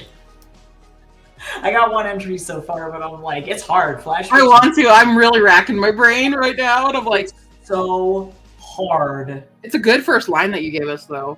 I tried to not give Dylan's face turned a pale shade of what. That's the worst fucking line that they could have. I'm like, no, I'm not gonna be like these other contest people. Stupid. Yeah. Terrible prompt. Melody also got distracted. I feel you. I just want to get through this so that I can also read. I would love to be able to read or like load up my social media. That would be cool. Jess, thank you for loving Diamond from the Shambles, because it's one of my least like read ones. Not least liked, but like not a lot of people pick that one up from the selection that I have. So thank you for reading it. I'm glad you liked it. Yeah. Nice. I think the first couple of them, like Kozue, doesn't get a lot of traction. Possibly because I named the main character Kozue, and not a lot of people look at it and go, "How the hell do you say that name?" But it's one of my favorite Japanese names ever, so I'm gonna use it. It's and true. Like, yeah, Tinker Witch is pretty popular for purchasing, at least. And Illuminated and Your Package Has Arrived. Those are the top sellers of my short stories right now. That makes sense. So, I honestly romance doesn't go as much. That's surprising. No, it doesn't. Yeah, Love and Subscribe is hard to weird to actually get people to read it. Yeah, but it's very tooth-achingly sweet. So I made it super cheesy. Super cotton candy. It's a cotton candy romance is what I'm calling it. So, but yeah, I thought Sweet Pea and Sniffly would really be the popular one. Well, yeah. I just have issues selling middle grade, period. Like that was the thing I found shooting myself in the foot, writing effectively One Pale Reflection and all of the Brady books, is that yes, we'll have some people who are like, oh yeah, I like reading books for all age ranges. I don't care. I'll read it. But as soon as you're like, yeah, this is intended for younger audiences, people are like, and then they don't want to read it. It's like, damn you! I've had the opposite effect, where I've been like, do you have anything for my kids? Like, can my kids read this? Oh, that's lucky. That's what I get a lot. And I'm like, no, they cannot read the Ashport Archives. There's a lot. The first scene is literally a torture scene. Yep. I would not recommend reading it to your children. Don't want that. So, yeah. Same with the short stories. They're all adult. They're not for young readers. Now, am I working on the Sweet Pea and Sniffly middle grade? Yes. Am I struggling with it? Even more so. Yeah. I'm actually on the spinner wheel today is editing the last 2 short stories. So I'm working on Horde of Princesses first, and then it'll be Writer's Retreat. So yeah. You look like you just got drained of all the energy in the world. I'm so tired. Well, okay, so effectively, the plot of this screenplay is that we have this main character, and his name is Jack, and he's like a 45-year-old ex-cop. He got laid off from the force because word started to circulate in the force that he did some DV against his wife. And his captain was like, nope, we're not going to have that. And so for once, they actually did their jobs and made sure that, you know, the person doing things that were not cool is let go from the force. And like, he's kind of a morally gray character. Like, it's partially not his fault. He's seen shit in his line of work that's horrendous, and he turns to alcohol to kind of cope with that. And then that alcoholism led him down a really dark path. And it's super sad. So now he has gotten a job as a graveyard shift security guard at a cemetery, because of course, to try and prove to his wife, who is currently filing for divorce with him, that he is going to get better and he can improve. But shit hits the fan when this guy breaks into the cemetery, and a woman stops him from apprehending this intruder, and she seems to know a lot about him, and he's like, I'm very confused. I don't know what's going on. She keeps trying to get him to leave. And the intruder just keeps escalating and escalating and escalating, taunting with this ex-cop. And he seems also like he knows way more information about this cop than he should. And eventually, the entire cemetery turns into a nightmare hellscape of totems and punji spikes and ritualistic, occult-ass shit. It's just, it gets very, very bad, and a showdown occurs, and both the intruder and Jack end up being shot. Jack almost loses his life, and by the end of it, he ends up talking to a therapist in an inpatient facility because they let him know that effectively the CCTV footage at the cemetery didn't capture an intruder. There is no girl, and he effectively spent the entire night wandering around by himself, screaming at nothing until he ended up pulling the trigger on himself. And so he had an entire mental breakdown and fabricated an entire scenario for himself where he could try and redeem himself effectively and be the hero. Wow. It's some pretty dark stuff, and I don't normally write this shit, and I'm like, I want to cry. I want to go read Brady now. Please. Right? Oh my god, I need a palate cleanser. Like, go read Love and Subscribe. For real, like, legit, that would help my life, probably. Like, it is awful. Oh, do you know Smosh stuff? Like stuff yes. from Smosh? Yes. You know Sarah Christ? Yes. That's kind of, I'm kidding. Can you just change the main character to be Sarah Christ? Right, like legit, it would help. It would help. Yeah. And it's gonna be good. Like, I'm glad that my teacher likes it. He's like, this is an emotionally devastating character piece, because I wanted it to be something that is raw and real and applicable, because the most horrific things are real, but then there's also, fun supernatural elements in there that end up not being actually supernatural. So I'm going for kind of a Blair Witch, not necessarily found footage, but as it seems, kind of a situation. I like it. So, thank you, Jess, for reading for the historical fiction prompt account. Yay! Yay! Yeah, romantic subplot. Too. Yeah. I mean, most of my short stories you can use for almost every single one except literary, because I didn't have literary because I refuse to ever write literary because I'm not that depressed. I'm depressed, but I'm not going to put that in. Fiction's a wild genre. Did I ever tell you about one book I had to market one time that was absurdist literary fiction, and my boss didn't believe me because he didn't understand the absurdist genre, and it was an entire depressing ass book about an old man fly fishing. That was the content. I was like, what is this? Wow. Why? Yeah. Yeah, I'm not a fan of litfic, but I read it. I did mine. Tomorrow is litfic, and I put it, and I'm done. But for almost every other in the genre, I've got a lot of the fantasies. There's several you can do for fantasy. You can use Tinker Witch. You can use Sweet Pea and Sniffly. You can use what I'm working on right now. God Trials can be used for fantasy. Horde of Princesses can be used for fantasy. Make Life Meaningful, you could also technically sort of use for it. Sci-fi, Kozue Hacks the Universe, done. Make Life Meaningful, you could also potentially put that in sci-fi, because it's kind of dystopian stuff. Tinker Witch is high fantasy. Illuminated, you can use that for mystery, because that is a dark academia mystery. Also, you can use for some fantasy elements as well. Sweet Pea and Sniffly was said, we could it's not really historical fiction. It's a Western with dragons, but it's not our world Western, so it's that straight up fantasy. Your Packages Arrived, you can use for horror. Make Life Meaningful, we said, could be fantasy or sci-fi, depending on how you want to bend the genre, because it's a speculative. It's just pure speculative. God Trials, you can use for fantasy. Love and Subscribe is romance. My Unfortunately I Exist is nonfiction. So all of my short stories, you can use those pretty much for the genre challenge. Oh, how did you like it? Yellowface apparently counts as literary fiction. Yeah, it does. That's like the only exception. I feel like that would be like the only one that I'd be like, okay. No, that's lit. Yeah, it's litfic. But like legit, so many others. I think my favorite litfic is probably like Catcher in the Rye. actually. Yeah, I guess that's Litvic, yeah. But it's a good. At least it's interesting. Ooh, welcome back. Hi, Nick. I don't know what the fuck is going on. I feel like A Mice and Men, sad. Beloved, sad. Great Gatsby, sad. It's just like literally you can't. Oh God, I hate Great Gatsby. Sorry. What do you mean you don't want to watch somebody get hit by a car?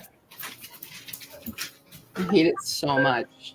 There's a lot of classics that people love. Honestly, sometimes I think people love certain classics just to say that they love a classic so they sound Right. smarter. Yes, exactly. They want to be smart, and well, then they don't have any valid critique for it, which is Right. I hate Great Gatsby. I hate a lot of Dickens books. Oh yeah, Dickens is kind of. I hate Wuthering Heights. I hated Jane Eyre. Yeah, I agree. Actually, Sorry, I agree with you on that one. I won't say I hate Jane Eyre. I heavily disliked a lot of the elements in Jane Eyre. Yes, agreed. I'm with you on that one. Yeah. Yep. So It's just some authors' writing styles. It's just not compelling in any way. I feel like Faulkner's that way too, where it's like there's nothing that's compelling about this. You're just. And also, I'm a modern girl in a modern world, and some of these things that happen in the classics are not okay today. And I can't.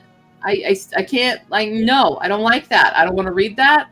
Valid. It can live back in its time. I don't want to deal with it now because, yeah, it's like even like Jane Austen's Persuasion. I didn't actually like Persuasion. I love adaptations of Persuasion, but I hate the book itself because I hate the way it's told as well. Because it's not about the actual two main characters in the romance of it. It's all the other characters just talking crap. That's what the book is. Emma, don't like Emma. I love Northanger Abbey. Love Pride and Prejudice. Love Sense and Sensibility to an extent. There's some problems in Sense and Sensibility as well. Mansfield Park. Love and a hate relationship with that one. Love it for what Jane Austen was doing. It was her first foray into condemning slavery like publicly, which was great. Did love that. Yeah. Classics and we get into fisticuffs a lot. Yep. Well, I think that's how you have to view it because they're not perfect, you know? See, this is the case. For a lot of people, you've read it in high school. You don't totally remember everything, but maybe you had a really good teacher that made you like it, but you don't remember much anymore. So if you read it again now, you might be like, no, I hate this. Yeah, Scott Fitzgerald's writing is... There's a difference also as well as like, I liked this versus I understand what the purpose of this was and can appreciate and respect it that way. Yes. But I do not like this objectively as a book. Yep. Yeah, because historically, was it an important piece of literature? Absolutely. Yes. But like, and from like a literary analysis standpoint, is it an important piece? Absolutely. But it's like, yeah. Did I actually enjoy reading it? Hell no. Do we need to put it on a pedestal? No, I did not. That. Ooh. Sorry. Yep. We're getting me heated. I'm getting heated right now. It's true. Well, that's how you get into fights with high school teachers who are like way too fucking entitled and like, what do you mean if Scott Fitzgerald's the best writer of all time? I put less value on books being made today because it's not the classics or whatever. It's not original like the classics. I'm like, newsflash, classics weren't original either. But it's just because, people have put them on these pedestals that anyone else doing it is just fodder, you know? Yep, true. Literary fodder. True. So, yeah. It can get wild. Yeah. Nina, I feel you. I love classics. I want to. So, like, this is coming from me. I am a gothic literature boy. My favorite period is, like, especially... the Victorian period and early Edwardian period of literature, depending on the author and depending on the book. But I do believe that's my shit. Well, Lemon, I'm curious as to why is Mansfield your favorite out of all the Jane Austens? It's just a pure curiosity question. Because for me, I like one of the things that I don't like a lot in classic literature is like there's things like age gap romances, there's cousins, and that's the thing. With Mansfield for me is they're cousins. And I'm like, ooh, I don't like that. But like I get for the time, but that's why now in my time, I'm not gonna like it. And that's the thing with like Emma. That age gap is creepy. Once you think about it, that's creepy. Yeah. Sense and Sensibility. Colonel Brandon, you are good, but bro, Marianne, teenager. And that's also like people arguing about Jane Eyre. They're like, that was the time. No, because even in the book itself, other characters are like, girl, what are you doing? He's so old.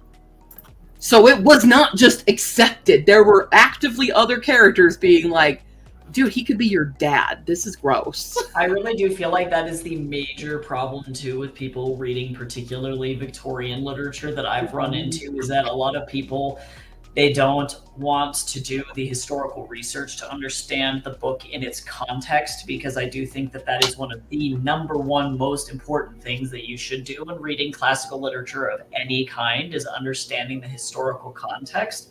And people don't do that, and that can be either a good thing or a bad thing, right? Because like in your example, understanding that no, that degree of age gap relationships was not normal does put context into that book, right? And it's like, it's not just the times. It's like, no, you got to actually understand the period from which these people were coming from in order to know more about like what was being talked about. Oh, Anna Karenina. Oh, no. Oh, no. I read it last year. Oh, yikes. I'm so mad at that book. Oh, boy. I thought that was a book I threw the book. Oh, wow. I did not know the story at all of Anna Karenina. Literally all I knew was there's a Keira Knightley film I was never going to watch. And it's a massive book. And it's Russian literature, so I already knew I'm like not going to get into this. Yeah. I read it. I threw the book. Because number one, I'm really mad about it even being named Anna Karenina when what happens happens. And then the book continues on for several more chapters. Yeah. So that makes me real upsetty spaghetti. Honestly, Dostoevsky is better than Tolstoy. Just throwing that out there, but that's just me. Okay, but I also read Crime and Punishment, and I also hated that. Yeah, it's rough. Yeah. I also hated it. I liked it for like 3 chapters, and then I was like, the hell is this? Yeah, Dostoevsky's intense. Just which age gap, which one? Because at least in what was I talking about before? Yes. Emma, he was like, I want to say like 20 when Emma was like 5. She was very young. So their age gap is quite big. In Sense and Sensibility, Colonel Brandon is like 33 and Marianne is 16. So Jane Eyre, like we said, he's old enough to be her father. Yeah. Yeah, he makes a comment about her as a child. I think he was like upper teens or low 20s when she was a child. They always age him down in like adaptations and stuff. So everyone goes, oh, he's the best. And I'm like, little do you know. That's why Pride and Prejudice and Northanger Abbey are the two that I like, because Pride and Prejudice, there's like a 5-year age gap between Lizzie and Darcy. I believe he's like 26 and she's 20. She is not 1 in 20, but he's like 26, I believe, in the book. And then Northanger Abbey, they're also pretty close. I know. I think it's only a few years difference for them. But yeah, just classics don't care about age gaps, and I don't like them. Woo! Well, I think honestly too, in some cases, and this is not always the case, obviously, but in some cases too, it really largely depends on if it was written by a male or a female author as well, because like the female authors tend to be the safer ones, but because the industry was so dominated by male authors, like a bunch of wily shit happens, and it's like, whoa, yo. Wait, what do you mean? Slightly wrong. It was incredibly dominated by women. Just look at George Eliot. Oh, wait. George Alien. Well, clearly, right? That's why. I'm not allowed to write vampire fiction because that is clearly immediately the age gap's too intense there. Right? Which is so funny. I'm so confused. Like, no, I know why. I know why they did that. Yeah. Because because if you would publish this book during like the Twilight era, no one would say anything. But now that we've had the long discussions about how creepy Twilight is and stuff, and that has brought into light other things like that, now people are calling it out regardless. Yep. So, yeah. It's a very weird place to be. I'm fine. How you doing over there, buddy? Yeah. I'm just doing. Y'all are doing great. We're doing, you're doing, everybody doing. You're doing great. I have nothing to contribute. Keep going. How was outside time with puppers? Let's talk about dogs. Good. They both went potty. And then we had to bark at the neighbor. Mm-hmm. Sure. And we wait for second potty. And we got some sun. That was outside time. Got some vitamin D. Yep. Okay, so I answered this question earlier of my least favorite dog breeds. Yes. Do you have least favorite dog breeds? I'd have to look up all a dog you would never ever get, probably. We still love all doggos here. Probably the hairless Chihuahua. The show cheat? Yeah. Why are you dunking on my boy? I don't mind a hairless cat, but the hairless dog just doesn't do it for me. Oh, they're dumb looking. I will agree, though. They're wow. Wait, hold on. Just in case anybody doesn't know.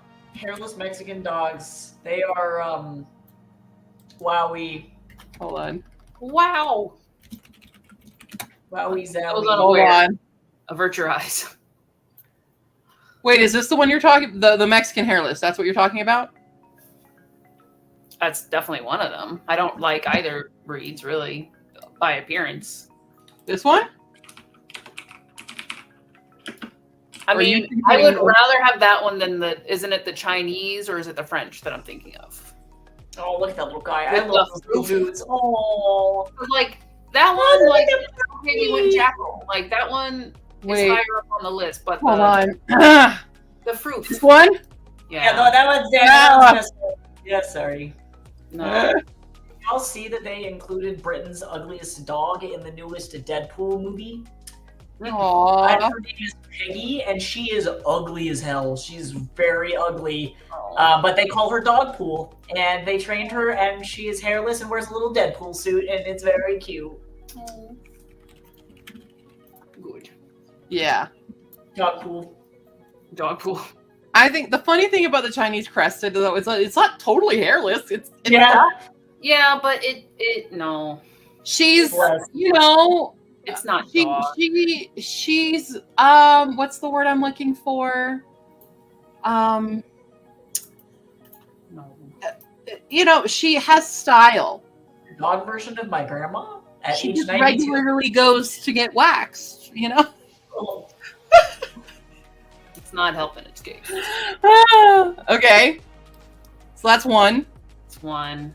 I think the only one that I really wouldn't ever own personally would be like a German Shepherd. I think I'm on that, and that's mostly just because I recognize it's a temperament thing for me. That's like that's really it. Australia, like, and honestly, there are dog breeds that are like high drive, really high drive. Yeah, I tend to stay away from. I recognize that they do have a purpose, but they're definitely not my kind of dog. I am like a Boston Terrier, like small dog on lap. Your cousin from Boston.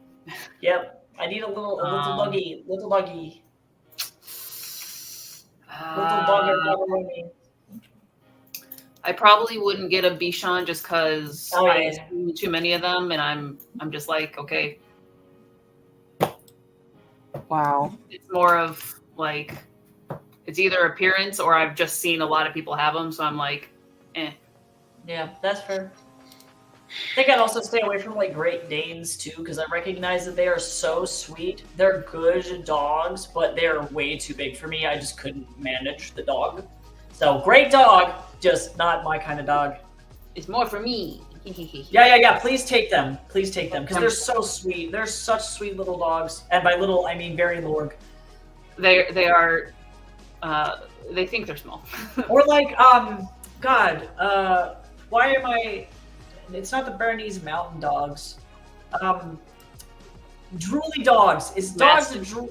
Yeah, the Mastiffs. Yeah, I mean, can't my do boy. that. I'm like, if I have a dog that is, I am into the super soaker zone for longer than 15 seconds, I'm out of there. I can't do it. It's all good. I respect them, and they're super cute, but I will respect them from a distance. From a distance. Sorry, I'm handling a thing on Twitch. Oh, you're good. Oh, no, just pick another random small breed that kind of looks froofy and not doggy, and that's the answer. Well, Wow. I feel like, unfortunately, a lot of the tiny breeds, too, people don't train them either, and that's where they start to become problematic for me. Like, Pomeranians are just mean if you don't train them, you know? Yeah. Like, why? You know, like, why would you get something? Because they think that it's going to be When I like, tell people about Pi Pi being part Chihuahua, and they're like, "Oh, that's why she's yappy," and I'm like, "No." no, if you train your Chihuahuas Yeah, well, because she was abused before me. yeah, right, exactly. Worked really hard on her. Mm-hmm. She is That is a better face than she was. Oh, Nina. Yeah, no, you're right. Well, the genetically like hyperbred dogs are rough. Yeah. Like Well, Lemon, dogs. that's all. That's one of the reasons I do like Mansfield Park. I do like her character growth is excellent in Mansfield. Oh, Yeah. Yeah. Yeah. Anyway, sorry. Quick question there. Wouldn't want anything that has a flat face. Cannot stand the sounds the poor creatures make when they're trying to breathe. Oh, I do feel bad. Well, I'm you so want to glad that there are people who are like trying to breed that out. Yes. No, I was gonna say too. It's like you see historical images of pugs, whether that be in paintings or in photographs from even like 100 or more years ago, and they were like normal dogs, and it's only gotten so bad so fast. I really do feel bad for pugs. Like honestly, rip the pugs. They don't deserve that. I don't think I would turn away a dog if it ended up on my doorstep. No, absolutely not. This is just what we would actively probably not seek out. You know, I will take any and all dogs. Thank you. It's easier for me to say what I would seek out because it would be any type of Mastiff mix, big froofers, and then hounds and bulls. Like those are that's my like. Yeah, those are the good ones. The good ones. Mm-hmm. Yeah. See, I have an eclectic of what I seek out, and that's just because I have history with them. So I do seek out Bichon because I've had 2 in my life, and I love them so much. I knew you had to because you're one of those people I knew who had them, and I was like, why would I want them? And then on the opposite side, a Malamute. I would love a Malamute one day. Heck yeah. I want a Malamute so bad. Pipples, love Pipples so much, so I love them. Rotties, love Rotties. A King Corso would be great. Love them. Akita. I would love an Akita. Absolutely, 100%.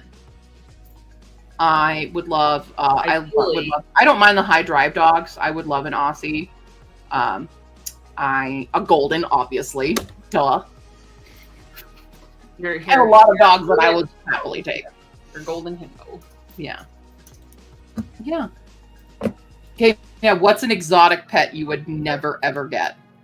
Why are these all the negative? Because I'm going negative first and then positive. Gross. Half full, my friend. Half full. Well, you get the negative out of the way, and then you get to have the positive. It's like getting the dessert. Tarantula.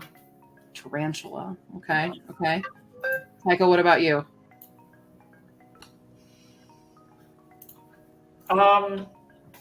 Honestly, I think really the main problem that I have with some exotics is that they're definitely like look, don't touch kind of pets, if that makes sense, which is very sad. And so I'm actually kind of in the opposite camp with the tarantula because I do think that those are actually like you can engage with them in some way and they are very friendly. But certain insects like scorpions, for example, are not. They are look, don't touch pets. And like they're very cool terrarium pets for sure to have them. but like, you know, you can't really engage with them. Even beetles you can engage with, and they do recognize their owners, and they will, like, if you put out jelly, they'll come to you, you know, like they know you. But then also too, their lifespans are so short that it's just like, I don't Okay, know, let's go it's- exotic that you can interact with, that you can like pet and cuddle. So go with okay, that. if I had to pick one that I wouldn't, I'm gonna have to go with, even though I love them to death, and it makes me so sad to say this, I have to go with an iguana. And the only reason is because they are so large that like they really deserve their own bathrooms worth of space, and just it becomes like a you have to be really intense about how you take care of them. But they're great, and you can feed them cheese, and they will fetch cheese, and that is my favorite part about iguanas, to be honest. Aside from rabbit, because I hate rabbits, we already know that. I'm going. They're not exotic. They're an exotic pet. Well, that's They count for exotic pet. Yeah. I don't. Yeah. You need an exotic vet for it. It's an exotic pet. What I probably would not do that's like a common one is a guinea pig. I think. Yeah, okay, that's fair. I had very guinea skewed. pigs when I was a kid. Yeah, I had guinea pigs when I was a kid. They just are kind of nasty. Yeah. They were like class they're pets. too close. They're very close to rabbit for me, for one. And yeah, I don't think I could do a guinea pig. They're- Same with like anything, the guinea pig hamster territory. No more. Well, hamsters just have a wish for death. They do. have a desire to cross into the next life, and I'm like, why? How are you still alive? Like as a species of animal, how is it physically possible Mm-hmm. that you are still here? It's like what else? It's like koalas. It's like, how does this, or pandas? It's like, guys, how are you still? Yeah. How are you still functioning? Like, Okay, now on the other side. Now I'm also going to make this a caveat. Any like zoo animal that you potentially could have as a pet, what would you have? I want a bear. You want to, but the specific bear? Brown bear. Brown bear? Brown bear. Brown bear. I'll name it Winnie. that's pure. Tycho? I would actually definitely choose, if we could own them here in the States, to have corvids of any kind. I always thought that African pied crows are the coolest ever, but again, that's a big animal, big space, so you do have to have a lot of like care and environment for them, but they're so smart and they're so pretty and they are amazing. I think you can own pied crows, but my answer is a red panda. oh,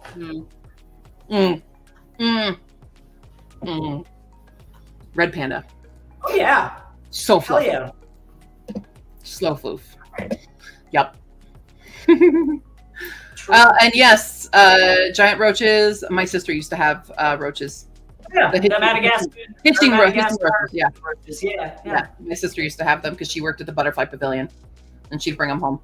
I feel like the only real use that they have, and I do feel bad for this, but the only real use that they have is feeding to other exotic pets. So like, Yeah. rip the roach, sorry, but this is the circle of life, okay? Like, There's a Reddit thread. no, legitimately. Oh, I gotta go tell my stories. Hold on. It's so bad. Like, literally everyone I know is like, yo, I had a hamster and it was like crazy. It's just, why? I have goldfish and cats, but I used to keep rats. Can't keep rats anymore because they only yeah, live for 2 years. Yeah, I would love a rat. I think rats are That's so smart. sad. Yeah, I don't know if I could Beautiful. deal. I had a series of Templetons Wow. for my hamsters. A cow. A cow? That would be so That was awesome. Aw. Fish were named King Arthur and Merlin. Love that. Maggie's been around bears in the Rockies, and they smell so bad when wet. That's true, actually. I can That's yeah. so funny. I will Oh, accept Amazonian otters, the real river wolves. They hunt jaguars and anacondas. Love that. That's good. Same. Oh, yeah, that's a good one. That is a good one. 5 goldfish are Jimmy, George, W, Bill, and Barack. You should be happy with your farm and your 100,000 bees. Yeah, you should. Yeah. Yeah. Yeah. All right.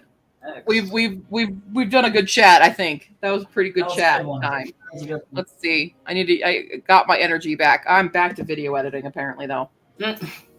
Well, it's only like you have 50 plus videos. I know that's what usually I'll remove it once I finish a video. That's not happening for me anymore. There's too many. Not for a couple This of months. pack is too large.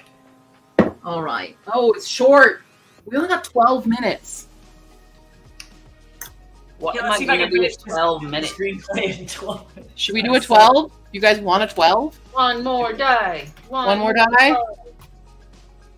One more die. Watch it be a 1. Okay, it's not. But it's a 12. So 24. Oh, well, there you go. There you go. All right, 24 on this one. There we go. Boop, boop. Take a Liger in a heartbeat. Hey. Oh, yeah, true. If you didn't have to pay for the food, absolutely. Absolutely. If everything was just granted to us, Yeah, right. I would Totally. have a zoo.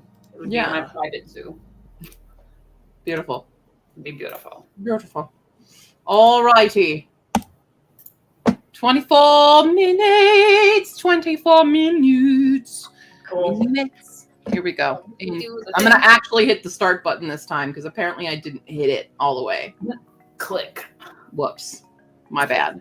3, 2, 1, clicking. It started. Good. job.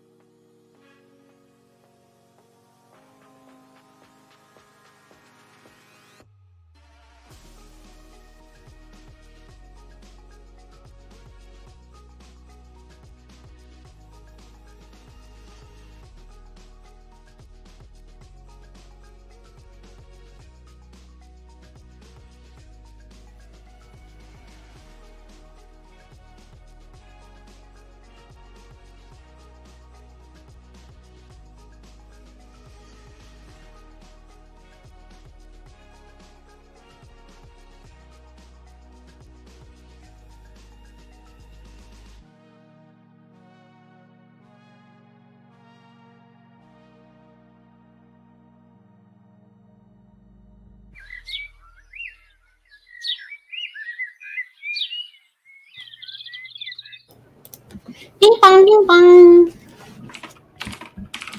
Bing bong, bing bong.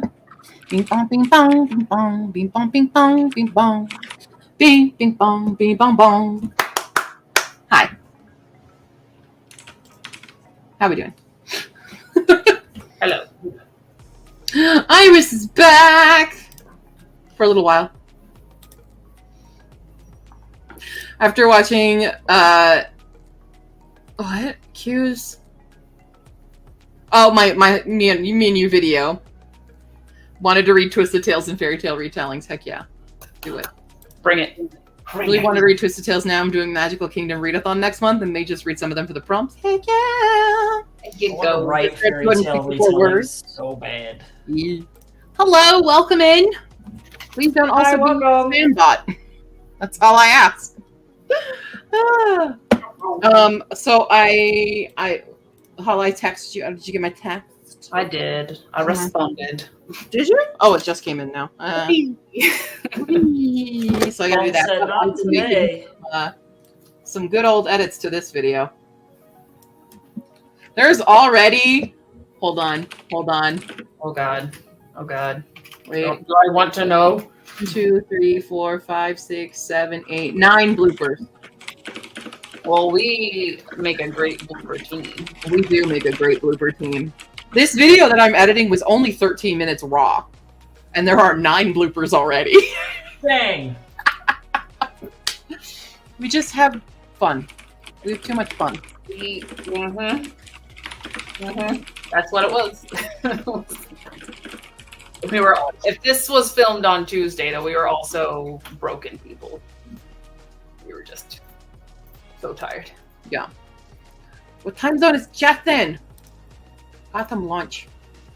To be fair, I had lunch at like 3, so yeah, I'm cursed. I guess it's dinner. 4 p.m. here. You're like, whoop. Bye. A Q stream bingo. The middle square should be person. We've had bingos before, but it's just like, what musical do I reference? So yeah, we've done that before. We can do it again. It was like 6 o'clock, and I was like, let's be at lunch. We are just doing productivity, generic productivity, getting our stuff done. I have a spinner wheel full of tasks that I need to be working on. So that's what I'm doing. We've got formatting ebook stuff over there.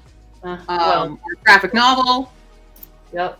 Stuff. We've got screenplay stuff going on. I'm doing that cursed thing now. Now I'm on social media, which is woo. I'm like reminding everyone that I have Flash Fiction contest going on, and also that my Etsy is on sale. 1 a.m. over here. Oh, burning that midnight oil. Ooh, you're not the oldest. Not the oldest. The latest one up, because now Nina is only at 11. Only at 11 p.m. It has come and it has gone. Showered and all the night chores are done. Besides doggo walk later. Got 5 hours to read. 60% of the book. How are you liking it? You gotta go to How are you liking it? And is Rapscallion not the best? Because I love Rapscallion so much. Just feels like it should be lunch. It does. It's 5 o'clock here. Oh my god, I am not used to this new chair. It goes back far. How far back I go? I go down into hell. How far back? I go down into. Did you just say I go down into hell? Oh my god, that is just such an explicit like That's how deep I feel. I'm in hell now. It's like. Goodbye. I'm going now. I'm in hell. See you later. Yep. You're gone. Find my new chair to hell. Yep. Already off. Wow, I love it. Okay. I'm probably going to be done in like an hour. That's probably my cutoff is 6 usually for these streams, so that I have time to get ready for the workday tomorrow and stuff. And all that jazz. So, yeah. Make dinner for the poor neglected family. I wrote a short story a few weeks back, and the feedback on the story for the character was so good. Hey! Yeah, that's what I'm talking about. Hell yeah. That's awesome. That always feels good. Yeah, it does feel good to get like Good. I have not been to La Junta. I think I've driven past or through La Junta. Yeah. I have not been there. What a fever dream. Yeah. Hello, yes, miracles. What's up? Like, Hopefully you are not also a Russian bot spammer because I've already had this today. I've already had enough of that today. Who's It's so hard to tell who's real now. Who's dragging? Yeah, honestly, no, like for real, Twitch has been really weird this month. Like I don't even know. Well, since we have new people in the chat, Hey! momentary introductions and announcements. Dun, dun, dun. Good, not a graphic design bot. Thank goodness. Hey! Thank Welcome, real person. goodness. Yeah, so hi, I'm Q. I'm a YouTuber, I'm an author tuber, I am a booktuber, and I break out in song. And we do these streams every Sunday. We do all day streams. Usually they're different themed. This month this day is general productivity because I have a lot coming up with this week. Normally this has been a craft stream, but it is not today. But I do reading streams and writing streams and craft streams every Sunday. And Fridays I do productivity streams in the evening. And then on Mondays, we go over to Hollis channel. There's a me. Hollis channel, Halo Moon Studios. No, Hollis back. I'm sorry, it's Hollis back now over there for Creative Commons Monday nights. And we have Tycho, who also author, does a lot of streaming for art and writing. Author, illustrator, extraordinaire. Publishing consultant also. Consultant, yeah. All those good things. We're editors, we're stuff if you ever need us. And I'm also adopting a puppy on Tuesday. So here's my Ko-fi commission link to get a puppy, and you can get all of my work for free with ebook form, and you get to be in a private live stream where we name the puppy once I reveal the puppy and get the puppy, and I show you this is the puppy, now let's name it. That's the Ko-fi there. And there's other stuff, but that's the specific one. Hala also has a Ko-fi page. Yeah. Coffee. You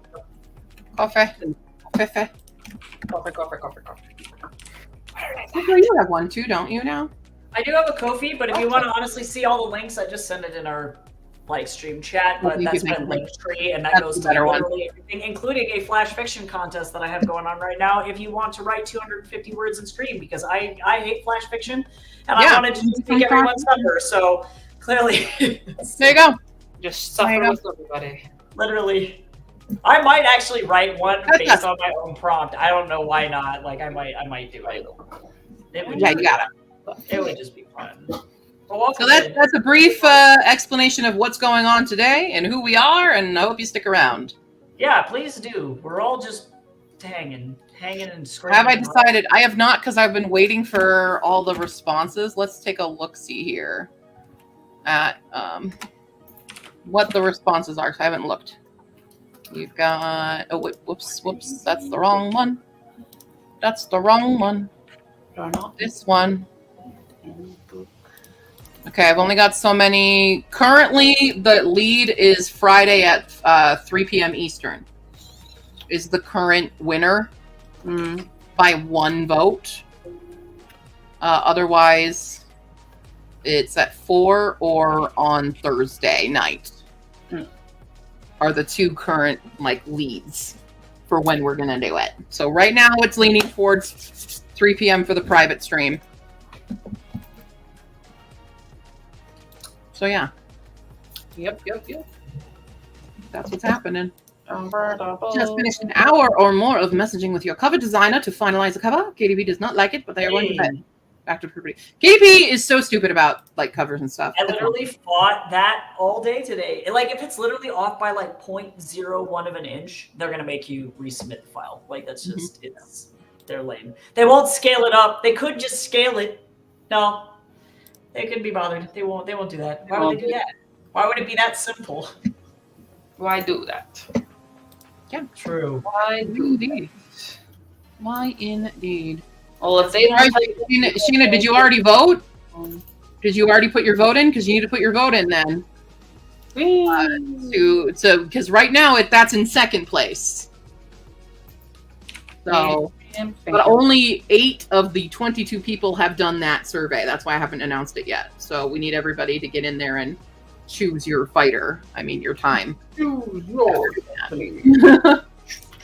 Hi, Ian. You went to Buc-ee's? Whoa! Without me? Whoa! Betrayal! Yeah, we have. I don't remember where the one Buc-ee's is in Colorado, but we have. I do. I drive by it every time I go up to Fort Collins. Oh yeah. I forgot. It was like far to the north. Every time I go walk a Bombadil, I go, there's my Buc-ee's. It's true. The Buc-ee's. Nice. We drove past it, and there's the Buc-ee's. There's the Buc-ee's. You want it to be 12 by 8 point? What? Why? Oh, it thinks it. All right, I thought you wanted to. God. Oh, it thinks you want it to be that big. Got it. Yeah, it's stupid. Okay, cool. Nina, so when I sent everybody's ebooks to your emails, there's a link in there for that one. So the email that has the ebooks has the link to the live stream one. It also has the actual link to the live stream. But I will adjust the time and date of that live stream when I get the final answer. Get your belts. I bet it was so crowded. Get your belts. Buc-ee's is a gas station, Shayna, and it has become a phenomenon. It's a truck stop, excuse me. Yeah, truck stop gas station. Yeah, truck stop, truly. Yeah. Well, and it's got they got their own merchant branding, so on. Yeah. Like when we were at Waterworld, I saw an entire family. All of them had Buc-ee's swimsuits. Like the entire family was branded. There's also a good conspiracy theory about Buc-ee's and DIA right now. So, yeah. The underground tunnels connect all the way to Buc-ee's. You know Buc-ee's is actually going to be the food supplier. I'm not kidding. This is the conspiracy. You wouldn't be surprised. This is legit. Look it up. It's so funny. It's great. I love conspiracy theories. Yeah, okay, good. Yeah, 8.5 by 5.5. That makes way more sense. Yeah, they sell a lot of stuff. It's a wild and crazy place. You want me to do a video? You guys need me to do a vlog? Yeah, we can just go to Buc-ee's and just go to Buc-ee's. We'll vlog it for you so y'all can see the crazy and wild times. I can't. Yeah. My favorite is when people mispronounce it as Busey's. And you're just like, who are you? Like, what? Are you okay? No. And the answer is not really. Yeah. Yeah. I would say, okay, it's bigger and badder than Love's. I don't know Pilot, but I know. Yeah, yeah. It doesn't really compare to Love's. It's massive. Great. It's its own amusement park at this point. Yeah, it feels like it. It's a separate entity than other regular gas station truck stops. It's wild. Yeah. It's the only time you've ever seen an Arizona iced tea out of a fountain. That's wild. Isn't that Gary Busey? I bet that's what they're saying. Yeah. Well, that's funny. Good times. That's what it feels like. Yeah. Yeah. Great stuff. Great stuff. Cool. No doubt. Yeah. So yeah, if you want me to do a little vlog, we can do a vlog. Maybe we'll do an indie bookstore shopping day vlog, and we'll drive that direction. Yeah, that sounds fun. And stop at a Buc-ee's for lunch. Yeah, it's the Beaver themed Mall of America of gas stations. Yes, that's the exact descriptor we were looking for. Perfect. 100%. That's what it is. Perfect. Thank you, Nina. Providing for all as usual. God. All right. Well, I'm going to spin my wheel. Spin my wheel. Hey, I might dip out in the middle of this sprint. I'm doing some cleaning. But we'll see, because Jason's on his way home. Actually, I might dip out now just for the sake of continuity, so that way I'm not just like, well, thank you for joining. Thank you. It was good. I feel like I got a lot done, even if that lot was. When are you streaming next? It's hopefully tomorrow. Probably sometime in the afternoon. I would say Mountain Standard Time, probably 2-ish, 2 or 3, I would say. There's And, Tycho's Twitch for everybody in the Twitch chat. finally unsuspended me after they thought I showed naked boobalas on stream, which was definitely not what happened. So. That's not what it was. Not Just what it reading was. all, I'm going to be Twitch. working on Jack and Daxter fan art tomorrow if any of you are Jack and Daxter fans. So There you go. it's for a zine. It'll be great. So yeah, go check out Tycho over on the Twitchies. Check out. You always have fun streams. You always have a rocking good time. We're getting really close to the 400 stream goal mark, and if we hit that, I'm going to be doing a One Pill Reflection giveaway, and I'm going to be making art prints for it, merch for it. I'm going to be making like an entire package. Of my boy. I can make prints of Benny. I got Benny prints that I could definitely include for sure. So Yay! So I love him. We might have, maybe there's going to be an Enrique sticker. I don't know. Everything. I wholeheartedly approve of an Enrique sticker. Yeah, I love him to death. I love it. I love that all of your books, like, I tend to love these weird side characters the most. But that's also just me. Yeah, it's because they're the best. Yeah. I'm a weird side character person, so yeah. Yeah, pretty stoked. Fine. So yeah, if you want to come by, pop a follow. I think we legit need 6 more follows to get to that Everybody point. go, make it happen. Make it happen. Go follow Tycho on Twitch right now. I'll be giving away a free print copy of that book. So I don't know the logistics yet, but book and merch. So, but I'll see all of y'all next time. And I hope you have the rest of your stream. Good luck with your last sprint. Okay. Oh, also thank you. Thank you, Isana. Bye, everyone. Bye, Tiger. All right. Yeah, make that happen for Tycho. Tycho's the best. Tycho's the reason we have such a beautiful cover and interior art for Histocac. Just FYI, in case people didn't already know that. And Tycho is the GOAT and will be... bye, Tycho. Oh, gosh. You're zoned.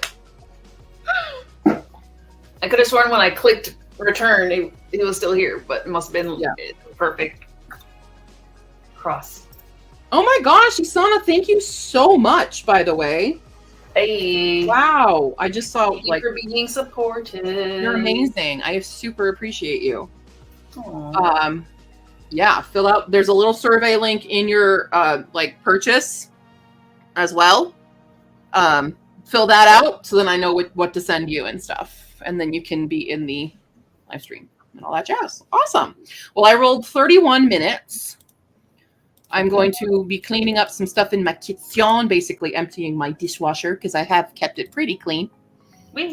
But I'll be putting some new one, like my lunch bowl can go in the dishwasher now. Yeah. Cool. All right. 31 minutes on the clock for everybody else. Get your flight on. This probably is the last sprint of the night. Fair. Before I sign off entirely to panic about getting a puppy on Tuesday. You know? Worst things should happen. Yeah. You know. Cool. All right. Let's do it. In 3, 2, 1. Get it done.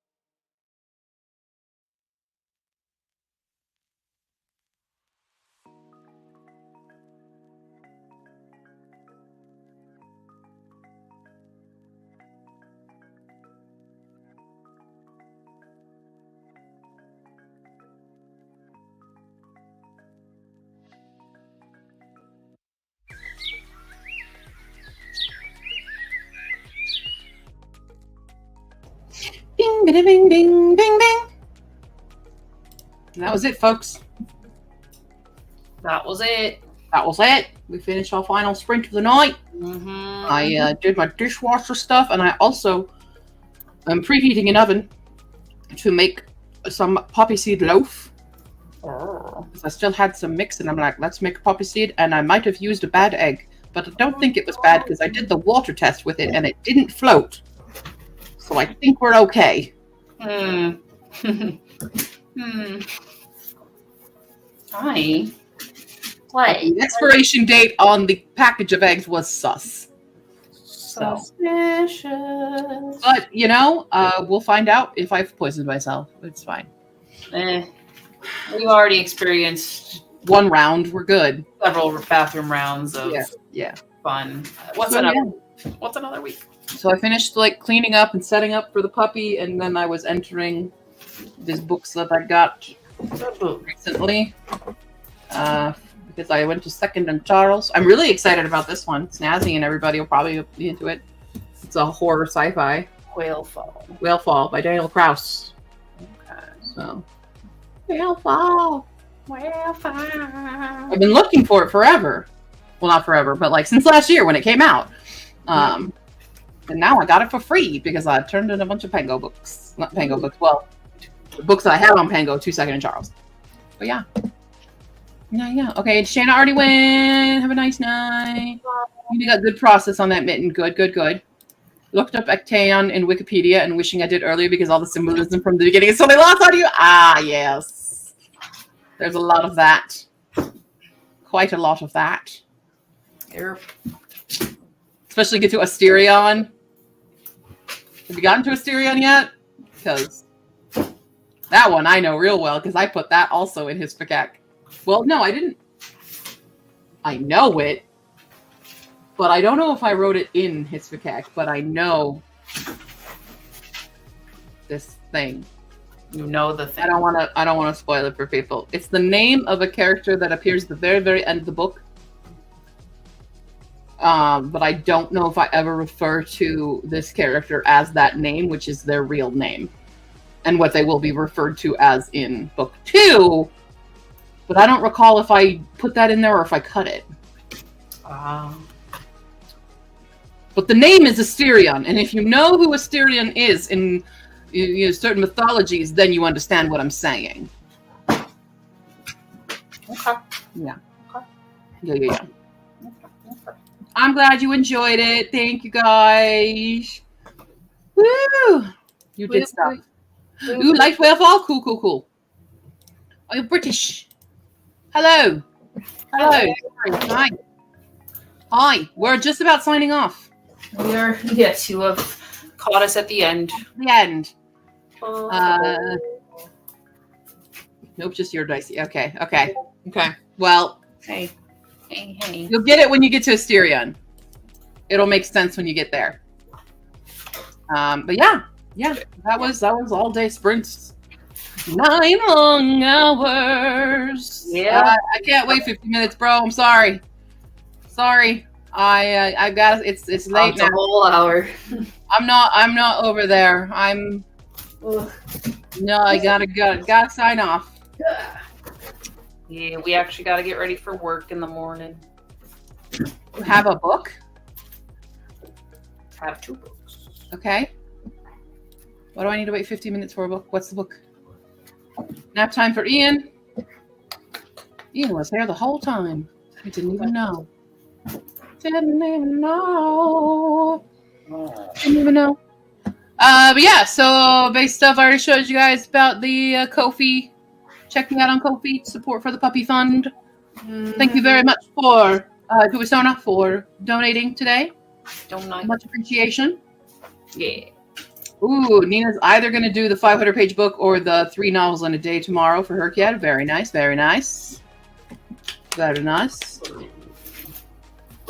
Okay, it's called Odysseus. Yeah. It is. Isn't that pretty long? I mean, there's several that have been the Odyssey within our interpretations of it. Mm-hmm. Or Odysseus. Yeah. But yeah. So I gotta go pop that loaf in the oven now because I'm pretty sure I am heated there, preheated. Are we back on your side for tomorrow? We will be back tomorrow at 8 o'clock. Coolios. Coolio doolios, mean. I also have 2 dogs. 2 dogs that don't have books. Well, you gotta teach those dogs how to read. Yeah, get on that. Get on it. Get on it. Yeah. So Kofi's there. Support the Puppy Fund if you can. If you have already supported, fill out your surveys so I can know the good time to do the actual secret stream, the private stream for all y'all who have donated to that. Yeah. Coolios. For all the Kofi subscribers, except I guess not the commissions. You can see the newest video. Sorry, I don't know why Kofi does that. It should be any contribution. Sad. Sad. All right. Every time I try to watch the video early, it's like, you don't count. Yeah. All right. Well, anyway, that is it. I got to get going. We all got to get going. We'll see you over on Hollis channel tomorrow. And for those others, will probably be Thursday or Friday. It looks like to be the winners of the private stream. And then back on Friday, where everyone can meet the new puppy once I've acquired said puppy. So, all righty. Thanks for joining today, everyone. Bye.